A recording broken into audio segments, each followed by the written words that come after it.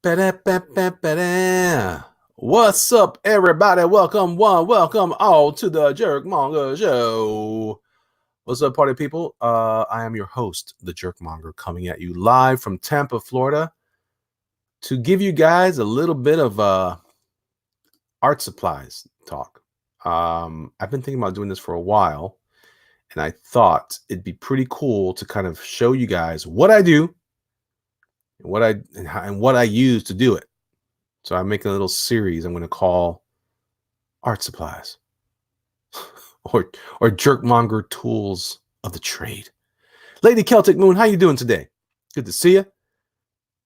I appreciate you so much. Thanks for the comments. I really do appreciate that.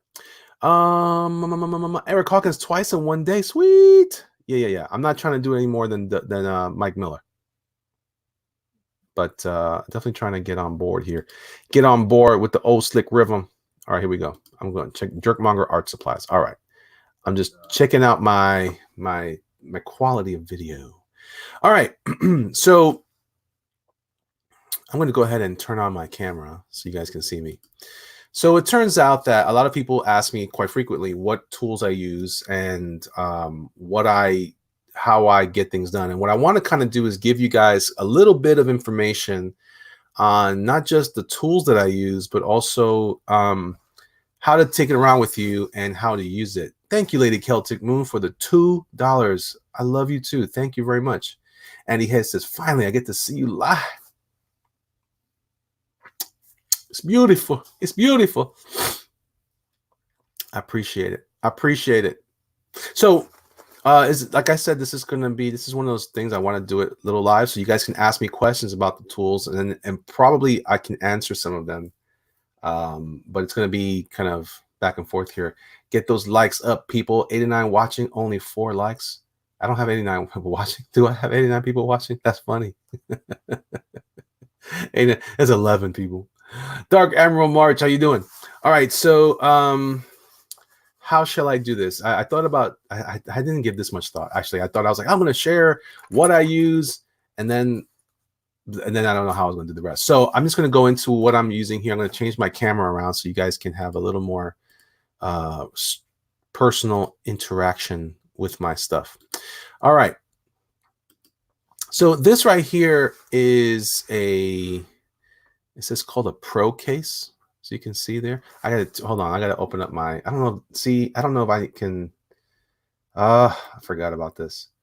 I think I can open up this particular app, which will help me stop it from. Why the ring on the thumb? I just like rings. I have a friend who wears rings in interesting ways, and I thought that was a cool thing. So it's a larger wedding band ring, but I like these silicone rings. They're pretty cool. I don't believe that my camera settings is up. I just don't know where it's at. Let me see here. Let me just camera settings. Where are you? Oh, there you are. All right, so I'm going to go ahead and I'm going to turn off. There we go. Is that better? A little better with the anyway, we'll see. So this is called a Pro case. You don't need a Pro case. I just use these. I just discovered it actually recently. I'm trying to get it to stay a little more clear. I don't know why it's so blown out. Hold on, maybe it's brightness. Anyway, Pro case. All right, so what you want to do, right? You want to get anything you can get your hands on. I have another case that I use. I've used these in the past. I got this at Walmart once, I think. You can get them at your local Michael's Art Supply. These are fine. I just find that they're a little limited in space, so I wouldn't use this. Your pick is frozen. Oh, it is frozen. I don't know why. I wonder why. Let me switch cameras. Let's try this again. So this is why I'm not enjoying this particular program, this StreamYard. It seems to act funny when I try to change my camera. I'm going to try this one more time. Maybe it's because I was messing around with my camera settings. Let's try one more again. All right. So like I said, this is the kind of thing you can buy. This has a nice, you know, open mouth. This is a bunch of dust from other stuff. I have several of these. I keep these with me. So what I try to do is I always have different ones. I have another one here that I use for my inks. I don't want to show you that one yet. I mean, I can show you the bag, but you've probably seen me use it before on some occasions. I'm going to show you this. Well, I'm going to show you this one also. So you can also buy something like this. This is pretty cool, but it's a little large. But it's got a great zipper. This is a great bag. If you're looking to, it's called all-purpose zipper case. I think I got this at Walmart. Works really well. Why is my video coming out so bad? Gosh. Anyway, I'm going to turn this off now. All right. So this is pretty cool. But again, bear in mind, man, StreamYard sucks. I'm getting all kinds of glitchy things. Anywho, pretty cool. A little large though. I also keep this one. I did buy this one at Walmart. This is one that I use, and you can see I have my erasers in here. These are multiple pockets. I'm big on pockets, man. I'm like a utilitarian guy. I dig this kind of stuff. Got lots of 1,000 Walmart. You can put tools in them too, or lots of those. Yeah. Eric Hawkins says, looks good to me. I can see the texture and the material on the bag. Critius, finally catching the stream. This is my first time streaming in a bit. Well, that's not true. I think I've done one a week. So this is a tech gear bag. I got this at Walmart. Really nice. I'll go into this bag next time. But what I want to show you guys today, well, I also have this bag. So I got this one time at Target. This was supposed to be and this worked good too. If you really, that was a mistake. If you really like to carry a lot of stuff, this was a good bag too. This is this has a lot of extra stuff that I carry. I can show you here. This is actually like a bag for it's a shaving case. What do you call that? For toiletries bag for travel. But I use it to carry all my brushes and my inking supplies that are like more intense. I just keep them close by and I keep them here. All right. So that's that. So it's really up to you on how you want to try to carry your stuff around. I discovered this on Amazon. This here is called a Pro Case. It's $10 on Amazon. I almost don't like it, but it just works good enough for a few things. So I like to eventually have just one system for everything where I keep a bunch of different tools with me. But this particular set this is my watercolor bag. So I'm going to show you what I mean. So these are the tools, and I'm basically going to do a mini review of each of the tools that I have, just so you guys can get a feel or a flavor of what I'm doing. And how I use it. I'm bringing my other sketchbooks with me just in case, so I can show you that. Anyway, so this is it's about 2 inches deep, and it holds quite a bit of the stuff, but it's got an odd approach. Oh man, I keep everything in coffee cups on my desk. I used to, but I stopped. So what I have here, this comes with a neat little pouch on the side, although there's no zipper on here. So it's one of the reasons why I think it keeps the price down. There's not a lot of make in this, although it's pretty decent. It's got a nice soft pouch feel. Let's see. Yeah, Andrew J, what's going on? So this just kind of shows you my set. Now, I'm going to go one by one through each piece, and you guys tell me what you think or whatever. Ask questions if you like. This was given to me by a follower of mine on Instagram. She found me at MegaCon this past year, and I thought this was pretty cool. This came from someone did this on Kickstarter. It's a watercolor palette on paper. It says color shells look different than their actual color on paper as the pigment is super saturated. The partition between colors are covered with a special water repellent coating to avoid sticking with wet colors. We recommend that you let the colors dry before closing the color sheets. Vivia color sheets are safe for use, but needless to say, do not ingest them. Please wash your hands with soap after use. Have fun. All right, so that's what this is. So what it is, it's a thick deposit of ink. I'm sorry, of watercolor paint. And the person that gave this to me is sweet gal. She and her boyfriend or whatever. They came up to me. I keep my art supplies in the tool chest at home, Dark Admiral Marsh says. I have like one of those ammo cans. It's like a plastic one that I use as well. So this here is a great little set if you're interested in something like that. I don't know where to get this at because this is a gift, but the idea is pretty basic. I mean, basically just saturated and covered a larger area. It's on paper. I don't know if it's glued, but anyway, I just use this sometimes. It's got a nicer range of colors, but not every color, but it's not designed to have everything at your disposal, just enough. So this is a cool little set. All right. You also kind of need, also can use a sketchbook or an art book. Now I'm going to show you this. I've been meaning to do a review of this for a while. I've been to Blick and I purchased a few of these. Excuse me. I purchased a few of these. These are Stillman and Byrne sketchbooks. Now, what I love about these sketchbooks is they're designed for mixed media, dry and wet media, watercolor and ink. These are incredible. This is the Zeta series, and it kind of goes over the different series on the back. They've got the Alpha series, which is a heavyweight, 150 gram white medium grain. Gamma series, which is the 150 gram ivory medium grain. So the difference between white and ivory is white is like a pure white, as you can kind of see here. Ivory is more of a yellow tone to it, just in case. All right. So if you see ivory, that's what we're talking about. Epsilon is 150 gram white smooth. So medium grain means the texture of the paper. Excuse me.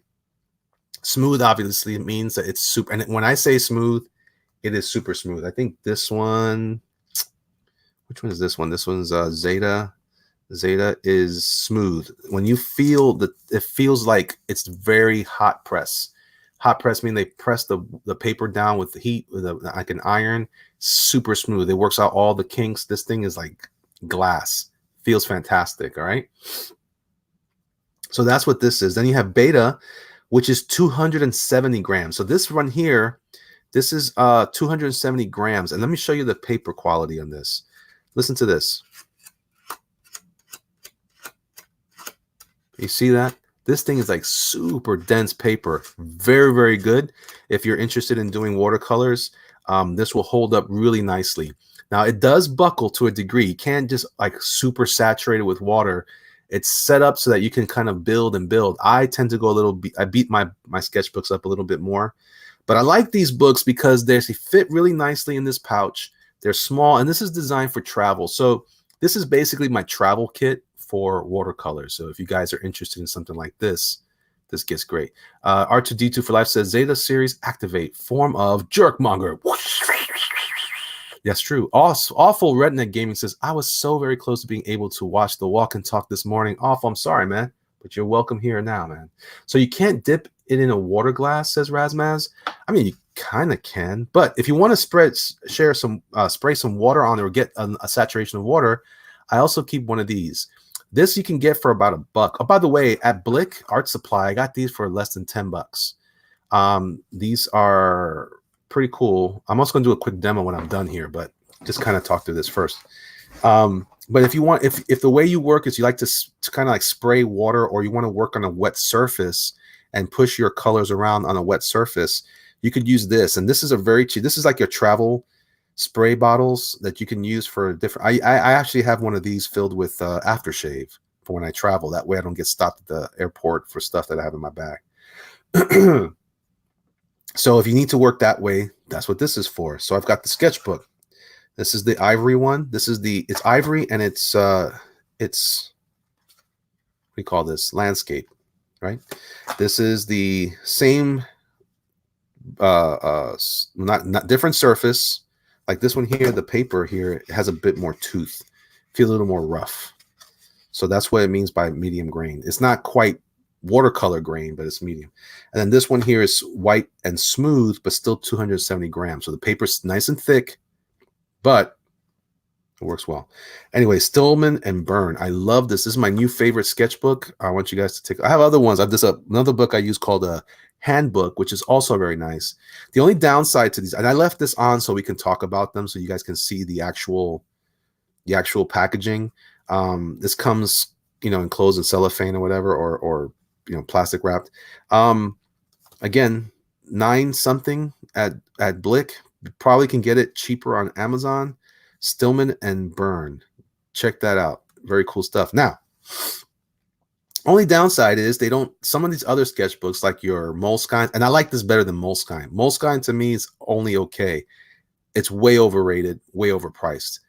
This stuff right here, $10. You have a watercolor thing, you can draw on it, you can ink it. It's killer. Very, very good stuff. Now, but it doesn't have a strap, and that's the one thing. I mean, I got a cheesy sketchbook from Walmart, and even that one has, hey Thriller, how you doing? Hikaru, I see you. Even that one has a little strap that covers the whole thing, so no big deal. I just get little rubber bands here and I just cover it up, no problem. We just keep moving. All right, what else do I have in my set? I also keep a small set of Winsor Newton watercolors. Now, this is about $30 at Michael's. You can sometimes get a deal on it, maybe 20 something, $27, 28, 25. I love this little set. It's one of my favorite sets. It's perfect for, you can actually put this in your pocket. This thing is super cool. And when you get them, they have different cakes, and you have to unwrap them and put them in these little cups. And then you can work with them as is. I also have other watercolor paints that I use and I put on here, but I want to show you something. This is an expensive set. This is when I was still learning about some of the different sets. Sometimes these aren't the best. Some people think this is more of like this is just a travel set. Even comes with a little brush. Check this out. This little brush here, which I don't even know how to use it. You take this, pull it apart. There you have your brush tip. And if you have water, or you can dip it in this water, and that's why I keep a little bottle with me, so I can dip it in here and use if I want to, but I'll show you my alternative to that anyway. So this is a great little kit, man. I love it. The colors are not the greatest range of colors, but sometimes I just like to use specific colors that you can. The recent posts I put on Instagram, it has this color here, which I've been using on various, like my mini mongers and stuff like that. For this right here, it looks black, but it's not. It's actually a very dark blue. So I think was indigo blue. This is a great color. I love it. This is different. This is actually M-Gram, which is, I said M-Gram? Yes, M-Gram, which is a honey-based watercolor. Pretty good. The only problem is I've heard people complain it's very sticky because it's honey based. I've heard people complain that their paintings can be sticky, and if you have a sticky painting, it's going to get dust on it and it's going to get difficult to maintain. So be careful with M-Gram. But overall, though, if you can't afford a set like this, this can be, yeah, honey. That's right, Nick Sonata. Honey. If you can't afford a set like this, don't worry. My art supply store carries this. I get these little tin cans, and sometimes I get these tin cans from various things, like a pen set or anything like that. And they sell these little tiny cups or little crates and cases of stuff. And I went ahead and I poured some of my paint in here. So here's some indigo. I love working with. I prefer indigo over black. I don't like using black to use dark. And this is M-Gram right here. The other one, this is Daniel Smith. So I've tried different ones. So you can eat it, Josh? No, I wouldn't eat it. Seems like honey base might ruin brushes. Well, it's watercolor, so it washes up pretty well, but it will be sticky and it will collect stuff. I love these little cans. They're perfect. And if you're really sharp, if you're really sharp, you can glue a magnet underneath here, and then it'll stick to your metal can, right? I have another. This is a funny story. I was testing out this color. I wanted to see what the actual color was, but someone had messed with them too. Yeah, Altoids cans will work. This is the larger dish, and they also sell these little mini dishes. They're kind of fun. It's almost like one of those puzzles you used to have to kind of shift around. You just got to be careful with them when you're working and stuff. Let them dry out before you start closing them up, and they get all wet inside. Like you can see, you got some stuff in there. But again, these are like pennies. I think I got this for like 10 cents or 8 cents for each little tray. And in this particular case, they work really well. This here is actually one of these. So there's another brand out there called Neocolor. This is from Dash, whatever. Karan Dash. I think it's Dash. But anyway, this is their Neo Color. This is water soluble pastels. So what I do is I took one, I broke these off, and the lady at the art supply store, she's owned that store for a long time. She watercolors, and she said she loves this, and actually it works really well. I still prefer Mgram or Daniel Smith. Actually, I prefer Daniel Smith, but you know what? When you're in a pinch, you use what you got and you make it happen. Anyway, these are great. Same thing with, you see the red here. I even tried doing something different. I even tried to microwave or heat up the water soluble, and it came out pretty interesting, but it was messy and useless. All right. All right, Dark Emerald, be good, man. Anyway, long story short, excellent little tools. You don't have to spend that much money. You can buy yourself a couple of tubes or one tube, or you can put a whole tube in here if you want and just dip some on the top. I prefer using indigo, and that's kind of my favorite thing to work with. But overall, works pretty good. All right. So those are your alternatives for this set. So I have, like I said, now this is actually a better idea, but you know, it doesn't have that much ink, and I can work something hardcore. I also keep with myself, even if I ever go to like you know, like a McDonald's or a coffee shop, I always grab a good 6 to 7 napkins and I just put them away. I use them for my car for my kids. They're always blowing their nose or something. But what's interesting about this, these work really, really good to just soak up and just work with your brushes. So if you have too much paint on your brush, you dip it in water, or if you're using a water brush like I'm going to show you, I use this to kind of desaturate the paint. Nixon now says, Jerkmonger, do you have an example of a watercolor piece to show us the results? I will do that soon, trust me. So I've got the book, I've got the paper I use to clean the brush. I also keep a pencil with me. Now this is a small rubber grip. I bought these on Amazon for like a 10-pack for like a couple of bucks, maybe more. It's just a rubber grip I put on my pencil just so I can hold it. I have arthritis in my hand, so it hurts sometimes when I'm drawing too tough. And this right here is a Prismacolor Kohl Erase pencil. These are erasable color pencils. This is Tuscan Red. I use this one, and I also used Indigo Blue. When I'm using indigo as my base color, I like to use red. So anyway, this is a nice dark red. It's not too dark, but not too bright that you can't see it on the page. I need to see the art. I also keep with me in this same set a regular pencil, and this is actually a Blick Studio pencil 2H. Again, it's just a generic pencil. I bought it for like $1 just to have a pencil on hand. It's a regular pencil that you have to sharpen, and when you don't want to sharpen, I keep a mechanical pencil. So this is the ones that you use to you pop out the tip here, and you can draw with this as well. I put the white here so you can see it. Use this to draw. Again, super cool. And again, it's just to keep myself ready to draw. In case I don't have if my point wears down on this pencil and this one's not great, I have this one to still work with, and I can keep rocking and rolling and drawing. All right. Again, this is a travel kit. You'll see me sometimes at stores, not stores, like at restaurants and stuff, and I'm carrying this stuff around with me. I also keep a couple of pens. This is becoming the pen of choice for me. I started noticing this from what's his name? J. Scott Campbell uses these to ink his work. I haven't yet achieved his look with my work, but I have an extra small Faber-Castell black pens.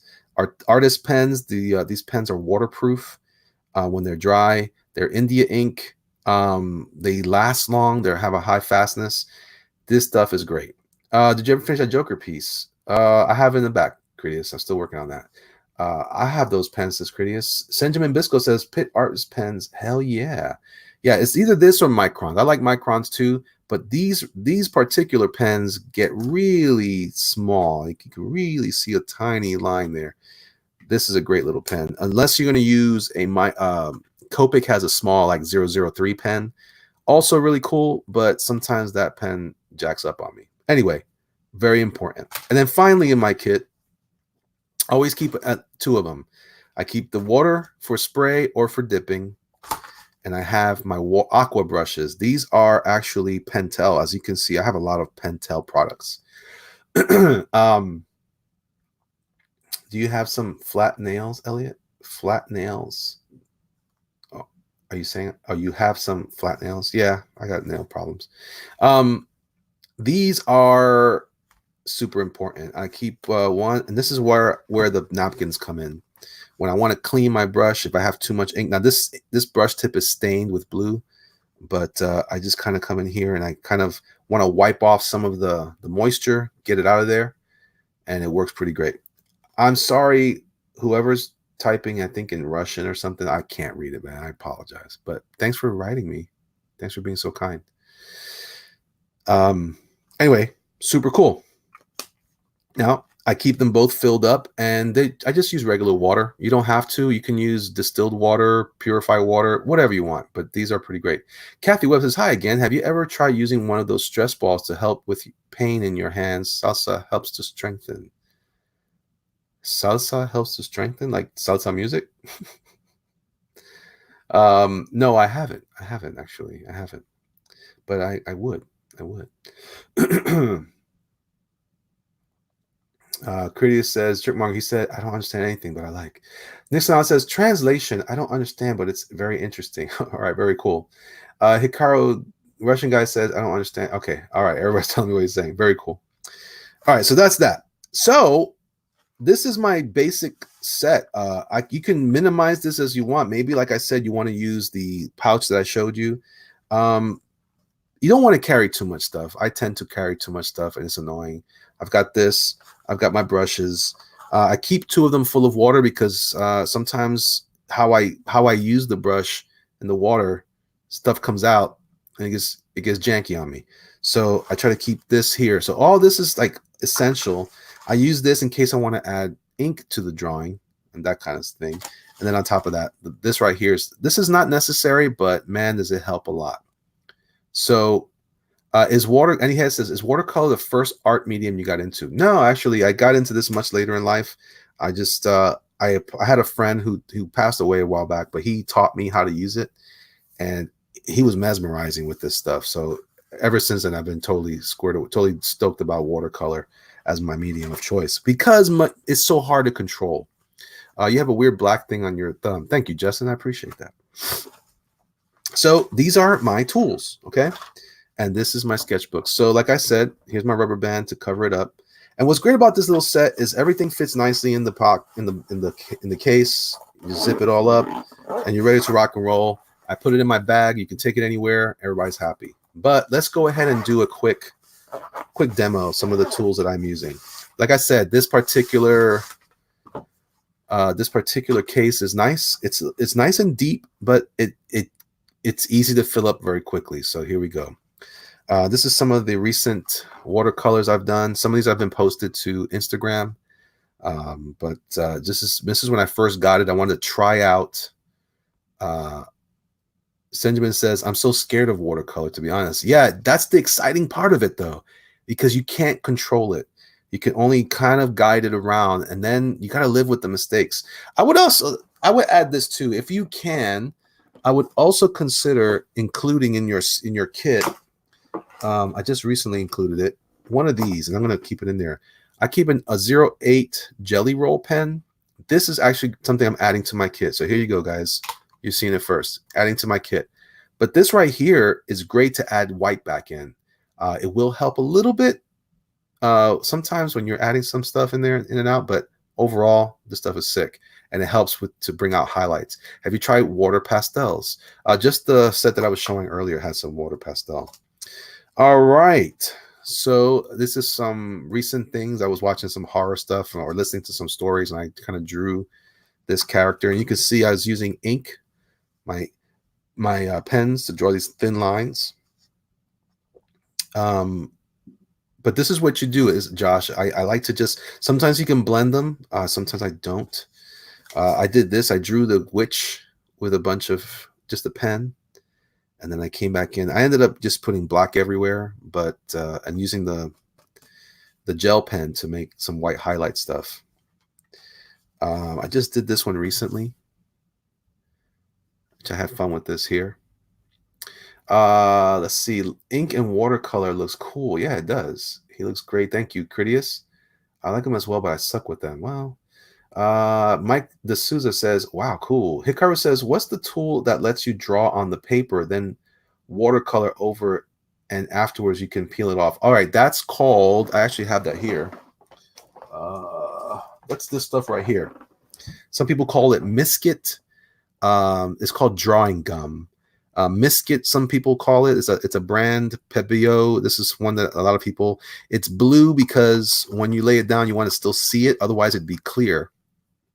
And what you do, there's an applicator for this. It's like a bottle, a squeeze bottle with a needle tip, and you use that. And they have different sizes, different gauges, so you can draw smaller lines or bigger, like what Mike has been doing lately. But that's what this is for. Misket's more on the pink orange side. This stuff is in the blue side, but it's the same stuff. So you would paint this down, let it dry, and then when you're done, you get one of these. This is 265. This is a graphics rubber cement pickup. So it's rubber cement essentially. And then this right here just takes it up and you're rocking and rolling. I haven't used it yet because I don't have the applicator. I was just wanting to buy the stuff, and then I never had a chance to buy the needle applicator thing, which is probably more important than I thought it would be. So I'm going to hold off on that. Cinnamon says, good. White pens are so hard to come by. I bought like 5 different ones lately, and they are all just so. Well, a lot of it depends on the ink that you're drawing on with that sentiment. So be careful with that. Hikaru says, what's the tool? Okay, I read that already. Let's see. Andy Hayes says the key to watercolor seems to be to learn how water interacts with the paint and paper. Given enough time, you learn to anticipate what sort of effects you will achieve with certain techniques. That's very true. Those look fantastic, Sister. Thank you. Hikaru says, yes, that's the name. Russian guy says, so cool. Right on. Thank you, Lightning Fan. Kritia says, looks like Alfred. Oh, it's not really a mustache, though. It's just, I was just getting down with that. So I did some other ones. So on this book, in this book here, I've got, again, this is a character I've been playing around with, a new superhero idea, something secret. Again, you can see the red. This is my Tuscan red pencil here. Again, inking on this one. Let me show you my other. This is my recent. This is called a handbook. So this one works well too. It's a little thicker, a little bulkier. As you can see, there's a little bit more beef on this one here than this one. So I prefer this one after all, and I like the paper better on this. But this one wasn't quite designed. This is more designed for washes. But this is the handbook that has the strap, one of my favorite ones. And this is some recent stuff I've done on this book. That guy looks thick, says Awful Redneck. Right on. That is a thick beard, says Nick Sonata. Oh yeah. Lady Celtic Moon says cool. Hikaru says excellent. Art Masking Fluid. Winsor Newton has some good stuff. That's right, Epic Trilogy. It's the same thing. It's the exact same thing. This was a Nosferatu. You can see how I was playing around with reactivating the color with water, and then I went in through and I started pushing around different colors. Some of it teal, some of it green, some blue. I once saw some artists use this liquid gum and he just peeled it off the paper, but I guess that depends on the paper surface a lot. Probably very smooth surface. Probably, but it's the same stuff. There's a Daredevil I did. This is a Abe Sapien. I did a Hal Jordan. This is that time that you guys were doing the Green Lantern stuff. I was kind of drawing along on the side. Peter Sametti, what's going on, sir? Would love to see a Marvel masterpiece set by you. Marvel's dropping the ball. Well, you know, they had their opportunity. They had their chance. Scritia says, the guy in red reminds me of myself when I look in the mirror. Oh, yeah. A little Silver Surfer or something or other. Playing around with white against that. So you can see how the water buckles this paper, right? Yeah, let it dry really well. But I like this look. This makes me feel like this book's going to look like a cool tome when it's done. As a matter of fact, I have another book like that. This is this is not an older one. This isn't another older one, but this one has some loose sketches in it. Also not quite ready for watercolors per se. I did some stuff in it though recently. I'll show you. Me working with different color microns. There's Darth Vader there. I thought he came out pretty cool. Yeah, tome like a Diablo. Yeah. Awful. That's right. That's it. Also, Russian guy's name is pronounced Adskaya Chika. Adskaya Chika. Oh, thanks, Adskaya. Thank you very much. They sure missed out, says Hikaru. Lady Celtic Moon says, sorry, I need to go to Yo Town. I hope to see you guys again soon. Right on, lady. Thank you for everything. I hope you're feeling better. Let's see. Okay, so again, I was goofing around with some stuff, playing around. Sometimes I just grab a sketchbook. I'm like, I just want to draw something, so I kind of goof around. This is me testing out a marker. But let's see. When I get to okay, yeah. So you can see me fooling around. I was trying out some different pens here. And then got excited about I took one of my I have some dip pens. What do you call those? Not dip pens, there's something else. Anyway, I use that here. And what's great about the ink is that it's not waterproof. So I was able to kind of push it around like watercolor and get a weird look to it. So I had fun with that. And it worked well on here. And then I did this recently. I think this is pretty cool. This guy's cool. So there's a lot of blue in here to kind of make that white look white by adding blue. Interesting tones for a fox dude. Don't know. Crowquill? Not crowquill. But close enough. Something like that. Not crowquill. Anyway. So that's this book. What else do I have? I like these little books. I mean, I bought a lot of these. They're just fun, man. They're really fun. They're super portable. This is a little thicker. I like this because you can put it in your pocket. And if you have this combo, this is a great little combo. But you got to have big pockets, and that's annoying, right? So we don't do that. I prefer this set. But I'm carrying this set now. So like I said, these don't fit in here as well with all the extra tools. But I'll talk about that some more. Here's another one. This is an older one. I got this book about 10 years ago, and this is one of my first watercolors. My first watercolor. I had fun with that. Again, 1/12/2010. There you go. You can see me playing around with different stuff. Seashore. I was trying to learn about how to use this thing. So I was very liberal with how I was working with the paint. Trying to find different things. Heading to lunch, Hikaru says, see everyone later. All right. Peach out. All right, I'll peach out. Anyway, so these are some older drawings. I love this sketch here. This was fun. I was watching some people at a restaurant. Why can't Google integrate this into chat? It's literally the same company. Shake my head, says Senjamin Bisco. What do you mean? Thriller Art says later Hikaru. Yeah. So yeah, this is I like this one too. This one came out nice. This was a lot of mistakes, but it was just me pushing colors around, trying to get a feel for it. You don't have to spend a lot of money on this stuff. You know, if you get a nice little set, you can buy yourself a tube of paint, or you can just get a little junky set. I actually prefer, my favorite color set is Koi, but they're not very good for long term. Yeah, this is a fun drawing. I've always liked this drawing. It just kind of reminds, very Mignola, you know. Let me see here. I used to listen to the sermons. I would draw the sermons in my book.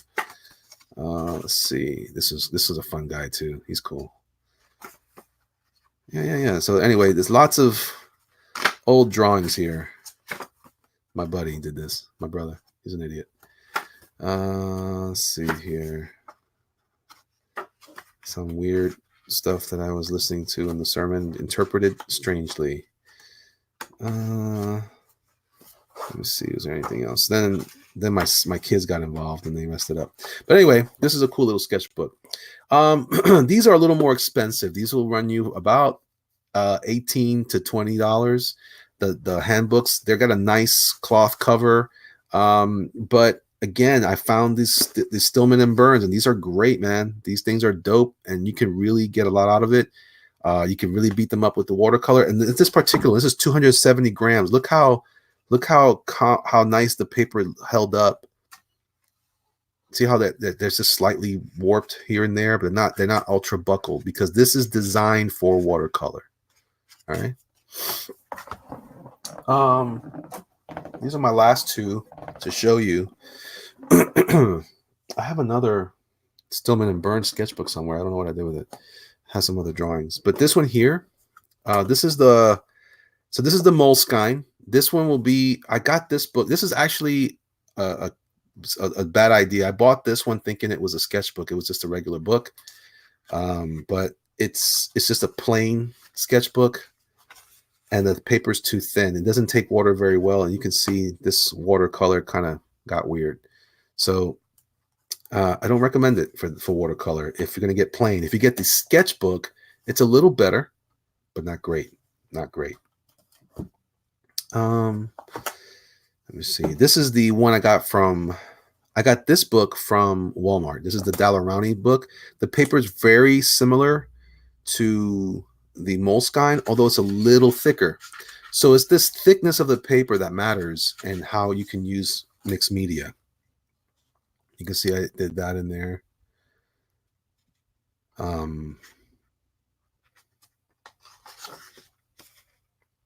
Sometimes you can open it up like this and draw it on a larger surface, playing around with ideas here. And then seeing how the ink went through. So again, this is actually super cheap. I got this at Walmart for maybe $5. It's called a Dalarani. It's, it's not great, but it works if you're interested in that. How many different books for watercolor or sketchbooks do you have? This is it right here. I have a couple other bigger ones. I've got these right here. I got a larger Moleskine. This is I think 5 by something. This is the one. Well, this is another handbook. This one has all my notes from my campaign for Doomkicker when I was putting it together. This is some of the art you'll see in the Art of book, the Art of material. Let's skip over some of that. This is some of my notes. And then this is me trying out different things with using. And this one will hold up a little bit to watercolor also. So like I said, the handbooks are good. They're not great, but they're good. So these are different things, different thingy things. You guys remember that guy? All right. So trying to see if there's anything. I don't want to show you guys too much here. Oh, I shook the whole earth. Like says, Jerkmonger, do you think someone can learn to draw from nothing, or is there a certain baseline talent that someone has to have? I think it depends on what you're willing to try, Lightning Fan. I think if people commit themselves to drawing what they see, it's a matter of problem solving, frankly. You just start to draw what you see, hoping to achieve it. And as you go along, you learn how to adjust for what you see or what you don't see. And then if you're sharp enough, you'll figure it out. Some people can't. Some people get real stuck on that stuff. Make peach, not war, says Tula Art. Okay, Nick Sonata, Elliot Nick Sonata says, how many different books? Okay, I got this here. I generally get mixed media, 200 gram. It survives pretty much anything, and it's not too expensive if you look around, says Benjamin. Yeah, that's right. And I think Stillman Burns books are excellent for that. Lightning Fan says, Jerkmonger, do you think? Okay, I read that. Papa Canesu says, nice or noise. And Nick Sonata says, you must put in hundreds of hours into those drawings. I think that's true, but, it's really about you learning what to do with that. Yeah, this is some different ideas I have for different stuff. Every once in a while, I'll draw something crazy, and I'll include it in my sketchbook, and then I'll keep that. That's how I record my thoughts about any given thing. All right, so that's my... this was my my what do you call it? Handbook, larger handbook. I don't buy those too often because they're really large, they're expensive, and I can't carry them around in my little kit. This is a Moleskine. I did some cool stuff in here not too long ago. I've been meaning to do these reviews for a while, so like I don't really recommend Moleskines. They're a nice book. This is the sketchbook I talked about. It's got a nice dense paper. I don't even know how many grams it is. It doesn't say so anywhere that I know, which is really annoying because they're marketing it as it's just so. They're like the premier brand. They have a little pocket in the back, blah blah blah. But I still feel like I mean, it's nice. It's nice, but you know, I get more out of my that's my little Spider-Man mini monger. Oh, I get more out of my small books, and I get more out of Stillman Burn, to be perfectly honest. So I showed you guys a bunch of stuff. I don't know if it matters to you guys or if you feel that good about what I just showed you. What's this here? This is a different. Yeah, I did this sketch. I was playing around with looks that who's his name? Olivier Coipel's work, trying to learn his style a little bit and see if I can adopt any cool things from his work. So I just pay attention. Then there's a hamburger to break up the faces. Esoteric Independence says, love this content. Well, good, good, good, good, good. Yeah, man. I mean, this is what I want to do more of when I share with you guys anything. Again, look at this. 270 grams. This thing is a monster. It's a great book, man. So, like I said, it's really kind of up to you how you want to handle stuff. See, this is the this one was only 150 gram. This is the Alpha series. As you can see there, Alpha series 150 gram. There are more sheets in here for the 150 gram than there are for the 270, as you might imagine. Both books are exactly the same width, but because the paper here is so much heavier, there's actually only 52 pages versus 92 pages. So you get an extra 40 pages in this sketchbook, but the paper is not as tough. So it just depends on what you're looking to accomplish. But I really recommend these mixed media Stillman Burn sketchbooks. These are fantastic. I wish they would give me free books because I'm going to keep using them and they make me angry. Nick Sonata says, Jerkmonger, is working with a smaller pages more difficult than larger pages, or is it about how one uses the space? Yes, to both. Sometimes it's challenging for me to work small, but I love the small size, and I can also do what I want to do, you know, how I handle that, you know, as far as like I can work in a different way. I can twist and turn the book in a different direction if I need to. You can also open up to 2 pages and paint and draw on 2 pages like a spread. It's kind of up to you. Stillman and Burn Zeta says Epic Trilogy. Right on. You can build a house with that paper, says Central Bisco. I wonder, will Mike Zombie ever make another appearance? Oh, well, that's a whole other conversation. Kathy Webb says, I'm fine having a strong will and devotion, not willing to give up and keep trying to tell it looks the way I want it helps. Yes. And that's what I mean about what you're trying to do. Wendigo Art says, sup? How you doing, man? Josh B says, hey, Elliot, it's still snowing in Wisconsin. Very good. All right. So I'm going to go ahead and draw. Which one do you guys want to see me draw in? Which one would you prefer? The Handbook, Moleskine, Stillman and Burn? Definitely my top choice today is Stillman and Burn. That's what I'm going to be using more often. My second choice is Handbook. I don't even know what it is. I just really like this, but it is a little expensive. It's comparable in price to your Moleskines, but I think this is a better deal, better paper, better experience. However, for the price and the value and the quality, Stillman and Burn for me is the top choice. It has a nice velveteen, feels kind of like suede cover. I like that. Put this aside here. Let's see. Elliot Stream burned out the end of my charger. Rest in peace. Papa Canessa says, I gotta go sketchbook shopping with you some days, good sir. I'm lost when I go to art stores, so I get store brands every time. Sometimes they're okay, sometimes they're not. Just gotta be careful what you buy. Let's see. Critics, okay, got that. Don't forget to check out Doom Kicker. That's right, Doom Kicker. And also don't forget to check out Gunship Thunder Punch over on Indiegogo. Brian Shearer's book. Doom Kicker is my book on Indiegogo. And if you guys are interested, you can check that out. Support that. Get some more of my art. Some of what you saw in my sketchbooks is what you'll see in the final product. What's your favorite type of pencil to draw with? My favorite type of pencil to draw with. And by the way, I have another pencil that I use, but I didn't put it in here. This is my favorite. I prefer the good old-fashioned wooden pencils, but I put the grip on there so I can hold it easier. I also like the way that the color against the paper looks. So I'll tell you what, let's go ahead and try it on my Stillman and Burn, my small landscape book. This is the Zeta. This is the Zeta, I believe. Let me check one more time. This would be 270 grams ivory 270. They also have another one. They have a Nova series, and this one is black, gray, and beige, which I'm thinking about getting that. It's 150 gram heavyweight, toned, medium grain. That's good for like if you're using beige as your medium tone, like this color right here is your medium tone, so you can just add white to it and makes it pop. Or if you're working on black, this is cool. If you're using white on black, you can make that pop. Or you can also go with gray as your medium tone. Really cool. So like I said, I think this was the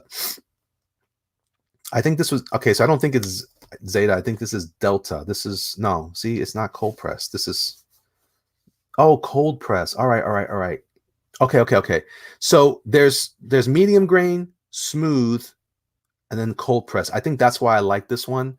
So cold press is a lot more like your watercolor. You can kind of see, can you see the grain in there? You can kind of see the shadow catching on the edge of the paper, those little nicks. That's the tooth of the paper. They call it tooth. So that takes the color much nicer. That's why I like this one. So yeah, this is Delta. This is the Delta series. It comes landscape, but you can also hold it like this, and like I did here, and paint like if you're like an old school reporter, or you can paint it like this, or you can paint across the whole thing. And because it's 270 gram, you're not necessarily going to get paint coming through. The only reason why this is stained is because this was still wet when I closed it, and so it captures some of that. Does that make sense? So is cold press or is it cold press? Cold. Okay, so hot press means that they push the, so okay. So this one, what's this one? This is Zeta. Zeta is heavy, extra heavyweight, smooth. So this would be considered hot press. It's very, very smooth. Excuse me. Notice you can't see almost any grain on that. It's super, they use it's like an iron, they press down and they mash the paper, the pulp, and this comes out with a hot press. This gets like super heated and flattened out like an iron, nice and smooth. Okay, very nice, especially with ink pens. This is very good. Or, you know, any other kind of inking tool. Then you get a what's called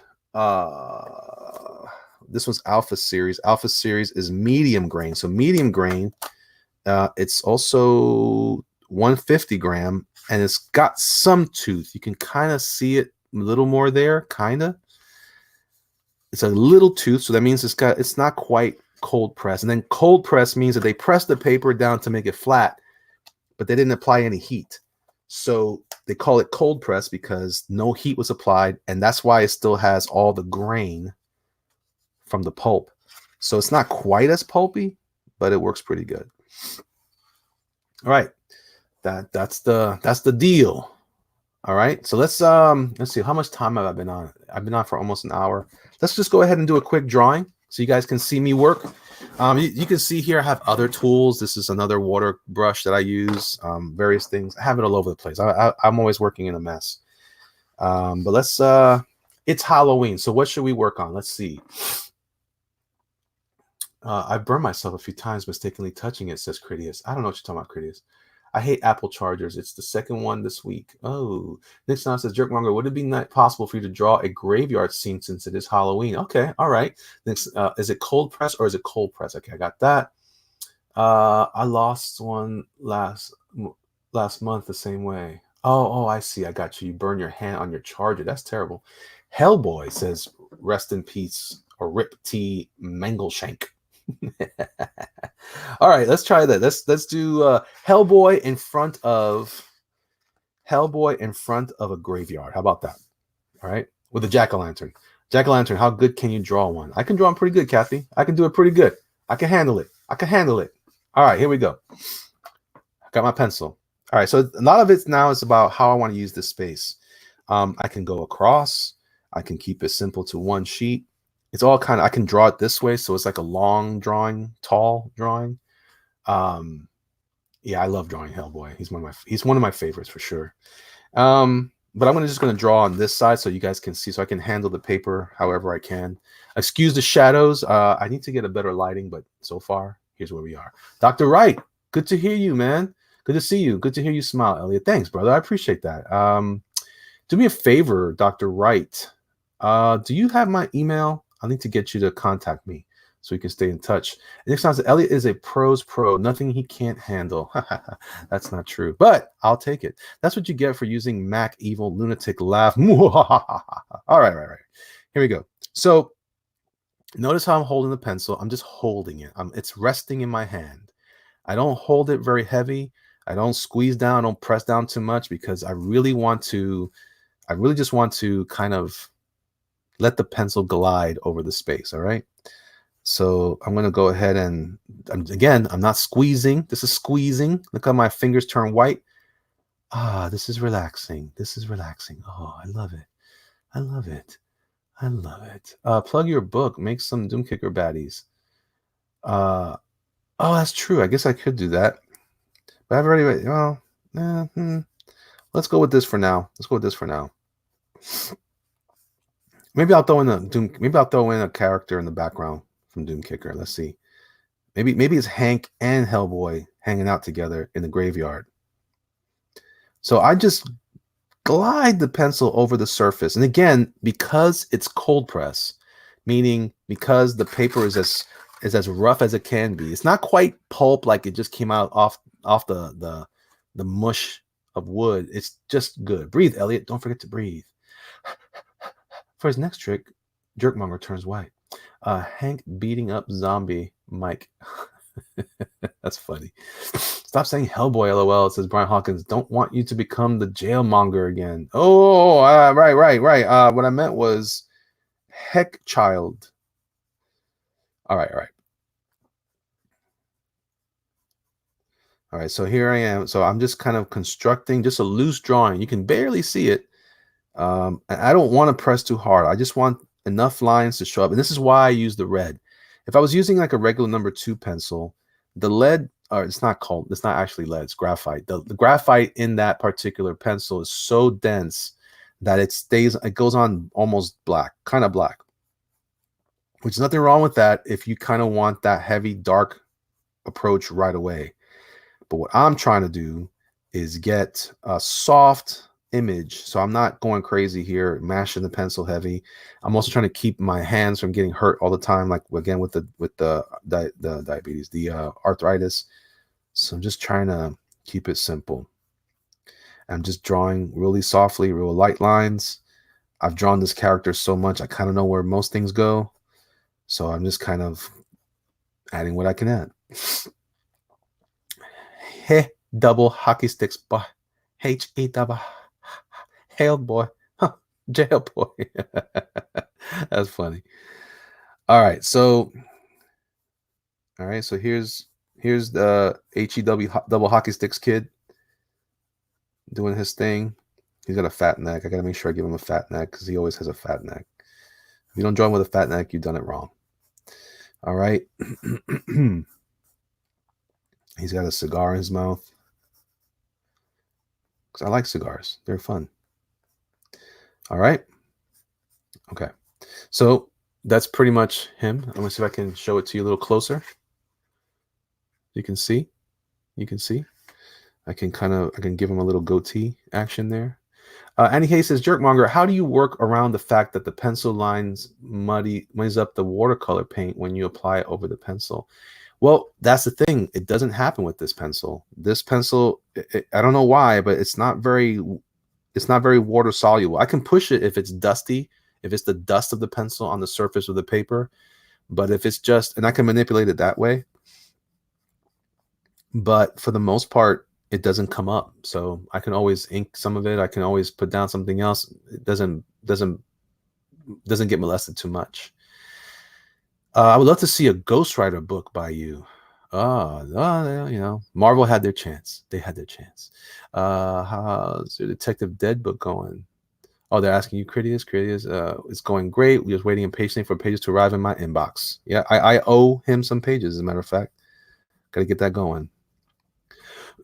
Do you just drew that in seconds? Well, sort of. Remember, not really seconds. I've been drawing this character for a while, so it's taken me a while to figure out how to draw him quickly. Now let's draw a little bit of Hank in the background here. He's like, "Yay, buddy." All right, so I'm going to draw his little dippy doo hair. All right, I'm going to draw where his eyes go. Now I haven't drawn Hank enough, so I still try to figure out how to put him in here right. Got the hair in the back, so I'll put a little more effort. So I don't want to draw him like Jim Lee would draw everybody, you know? You should edit this portion and upload it as a speed drawing maybe. That's a good idea. Although it's too late because I haven't recorded anything I'm doing.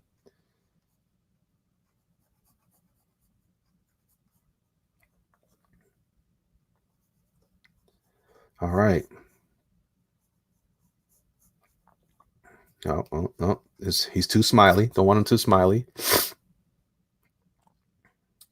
Ghost Rider Motorcycle Hero. King Crow says, I'm drawing some Ghost Rider right now. It's great fun. Right on. You should, Ghost Rider, says King Crow. Dude, okay, I got that already.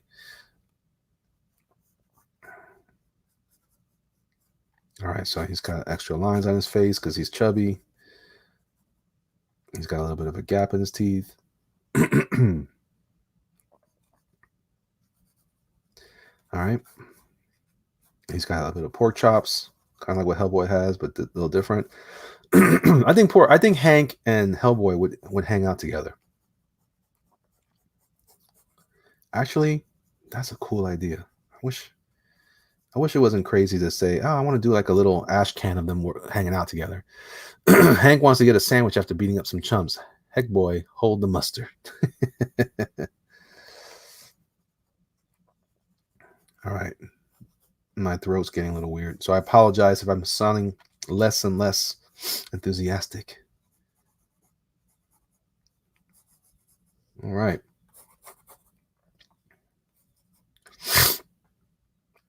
And then he's going to be the tombstones in the background.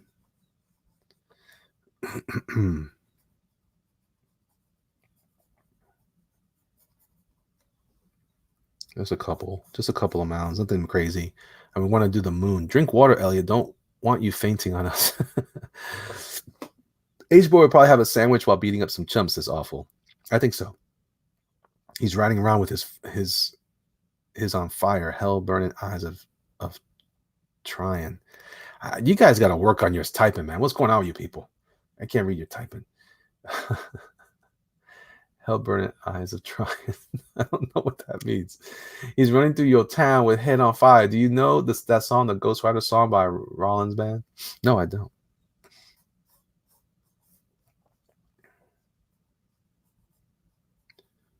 I know Ghost Riders in the sky.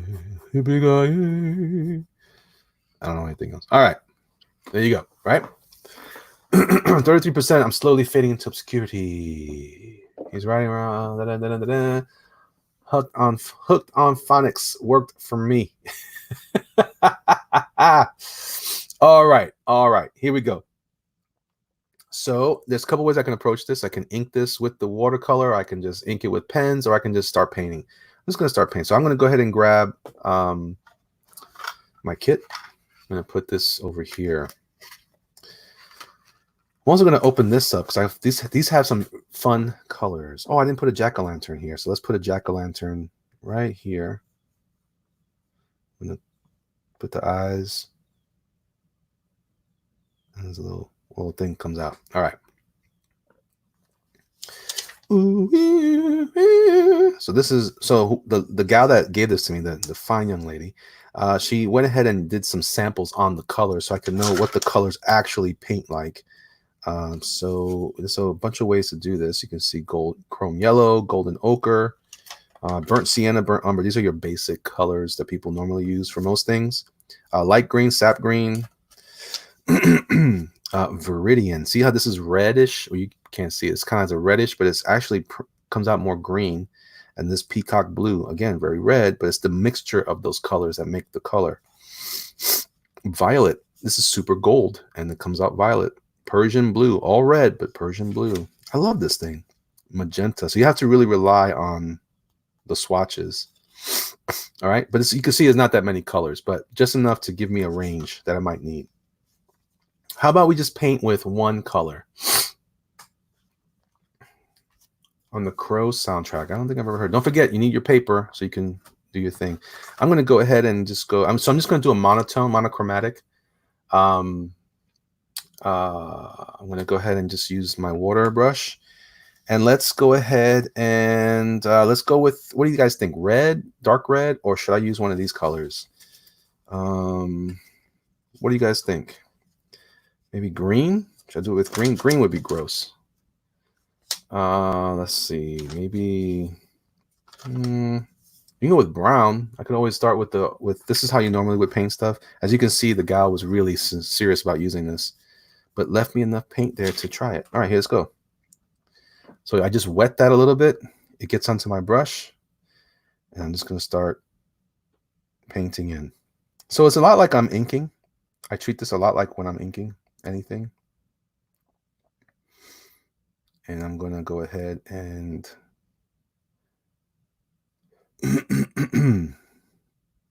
so this is where I kind of let some of that water out. I try to clear it up. This is how I make it fade a little bit more.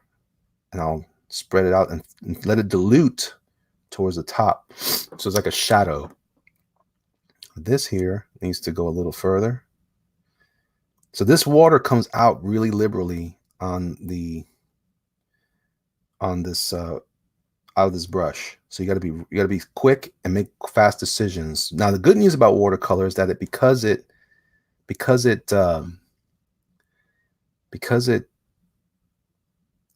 stays water soluble, you can kind of keep doing things with it. You can keep playing around with the colors and it still works. Gotta drop the headphones for a call. Be right back. You got it, lighting fan. All right, so I'm gonna move this down here. I'm gonna bring in my paper so you guys can see me how I use the paper. So I'm gonna kind of come in here. I'll let you guys. I'm gonna pay attention to this for a little bit. Eric Hawkins says I have a Lita Art Supply sketchbook. I got it on Amazon. Very cool. Lita's a good brand. Kathy Webb says, Elliot, you're losing me with all this art stuff. You got it down to a science. How am I losing you though? How did I lose you? I'm just applying. Like all I'm doing is just marking on the paper. I'm not even really. I'm just trying to decide where things go. I already have in my head how I want shadows to fall. So if I want more shadow, I put a little darker or heavier deposit of the paint. You can kind of see how it's all working. I can kind of fade it off here. I can fade it, little gradient here if I like. I could always come back. See, I'd like to push it this way. And then you have to kind of let it dry. You can't keep messing with the one spot because it will inevitably molest the paper too much. All right, so I'm going to go dark with his beard, his sideburns.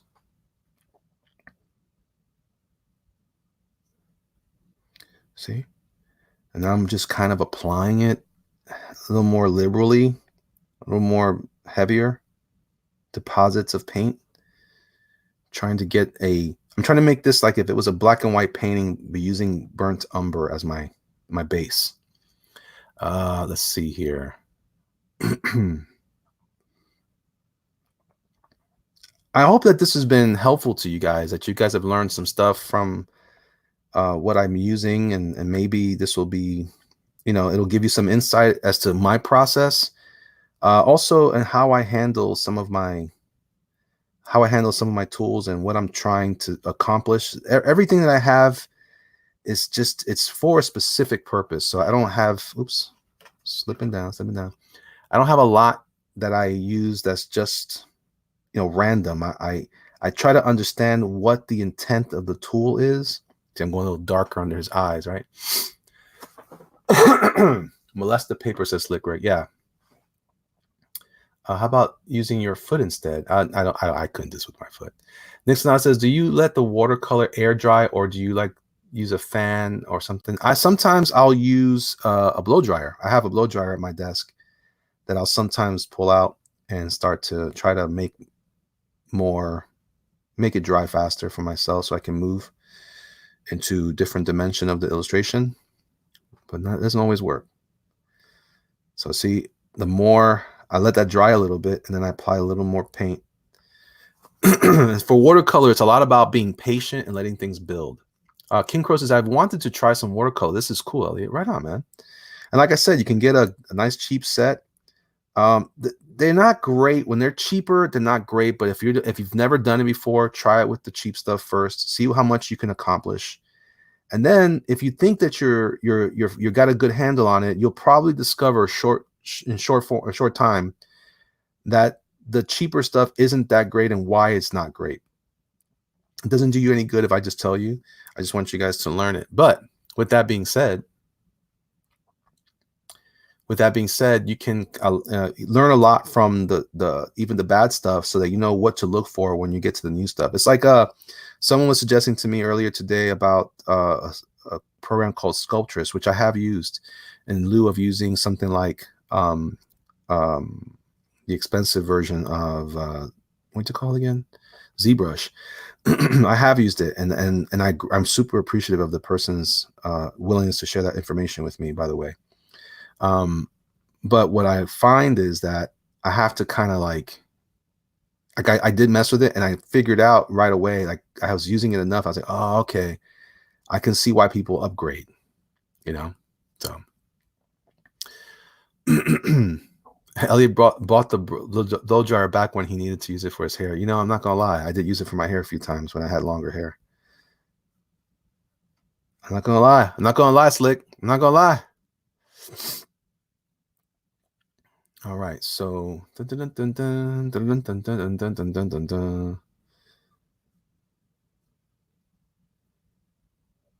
right, so I'm gonna go a little heavier on the cigar. I'm hoping to accomplish heavier darks faster because it's a dark cigar, right? And I'm just kind of pushing. I'm just pushing to paint around. That's all we're doing. We're just where I think it needs to be darker, I go darker. Where I think it could be lighter, I go lighter. If I wanted to kind of fade into more of a, you know, if I have too much paint on the brush, I try not to paint in the light areas. And if I'm going to go into the light area, I do that. I just kind of dab off some of that until it becomes more water. And even that's too much, right? So I just want to really reduce the intensity of that color for the sake of the illustration. All right, let's push that back there. I'm going to come back in here. For crying out loud. For crying out loud. All right. So now this is kind of how I ink. I ink some of my stuff this way. If you guys have seen me use my brush, it'll sometimes look this way. All right. So I'm going to come in here with a heavier deposit. Now this is all still wet, so some of this color is going to push into the other wet area, but that's okay. H-Boy is a really cool character. Too bad Hollywood managed to make subpar movies using him. Yeah, I actually like the latest one a lot, actually, but I understand why I think people don't like it. So I don't pressure. No pressure. All right.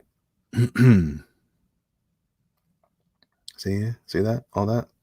I try not to use the paper that way too much because I don't want to waste this paint. You know, it's already a nice expensive set. I obviously didn't pay for it, but it gives me a chance to kind of, it was a gift, but I don't want to waste it. I don't know if I can get it again. So I try to make everything last as long as possible. Now, Elliot, can you do watercolors on the computer or no? There is I do have some brushes that I purchased in Photoshop that are amazing and simulate watercolor brilliantly. But I'm waiting to do a project on there next time.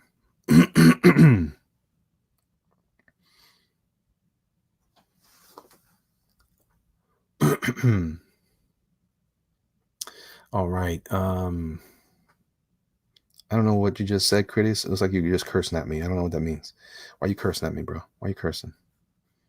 Why are you trying to call me out like that, bro? Why are you trying to call me out? All right. So he also has ears. I'm going to go in heavy with where I think so I just got to saturate this with enough water to pick up some paint. And that's kind of how you handle they call them bricks sometimes, or cakes of watercolor. You're not really, you know, You're not dipping it into a liquid. You can. You can do watercolor like in liquid form when it's more of like that, but whiskey and Coke braces, Justin McClure. How many times do you think "oh crap" is written in the pages of Hellboy? Not enough. Not enough. Okay, I'm gonna try to push this somewhere else. Maybe I put it in here instead.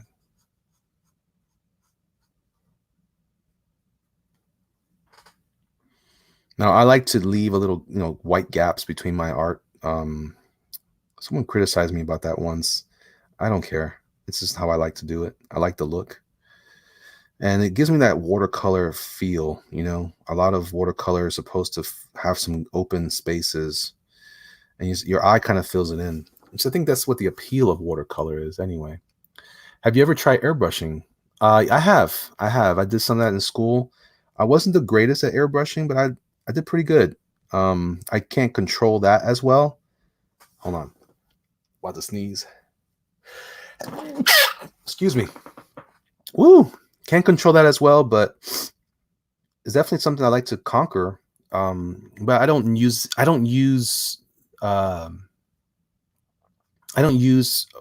that medium enough or that look enough in my work to make a big deal out of airbrushing.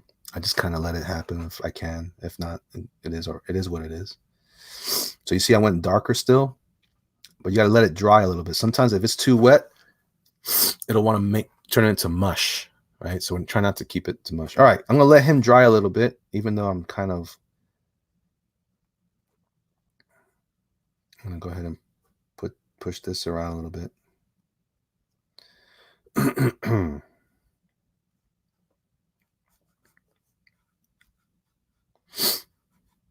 So I'm just picking and choosing my gaps. I'm making sure that there's space between what I want to be highlighted and what I don't. First two Hellboy films by Del Toro are pretty good. They're okay. They're okay. Everybody's a critic these days. Kura Higi says, "Man, your control with that aqua brush is really good. I feel like I can't control it without a hairbrush because I'm only just tapping. I'm just barely touching the surface and I'm pushing stuff around. But to be fair, it's genuinely about how much pressure I apply. Some people don't know what to do with that. It can be challenging. So you see what I'm doing there? I'm going to get some more for this side. Going for a darker. This might be still wet, so I have to let it dry, okay? That's why it's not getting dark enough. So the eyes might be dark enough or dry enough so I can come back in. Nope. I didn't get enough. Oh, it might be a lot, maybe too much paint or water.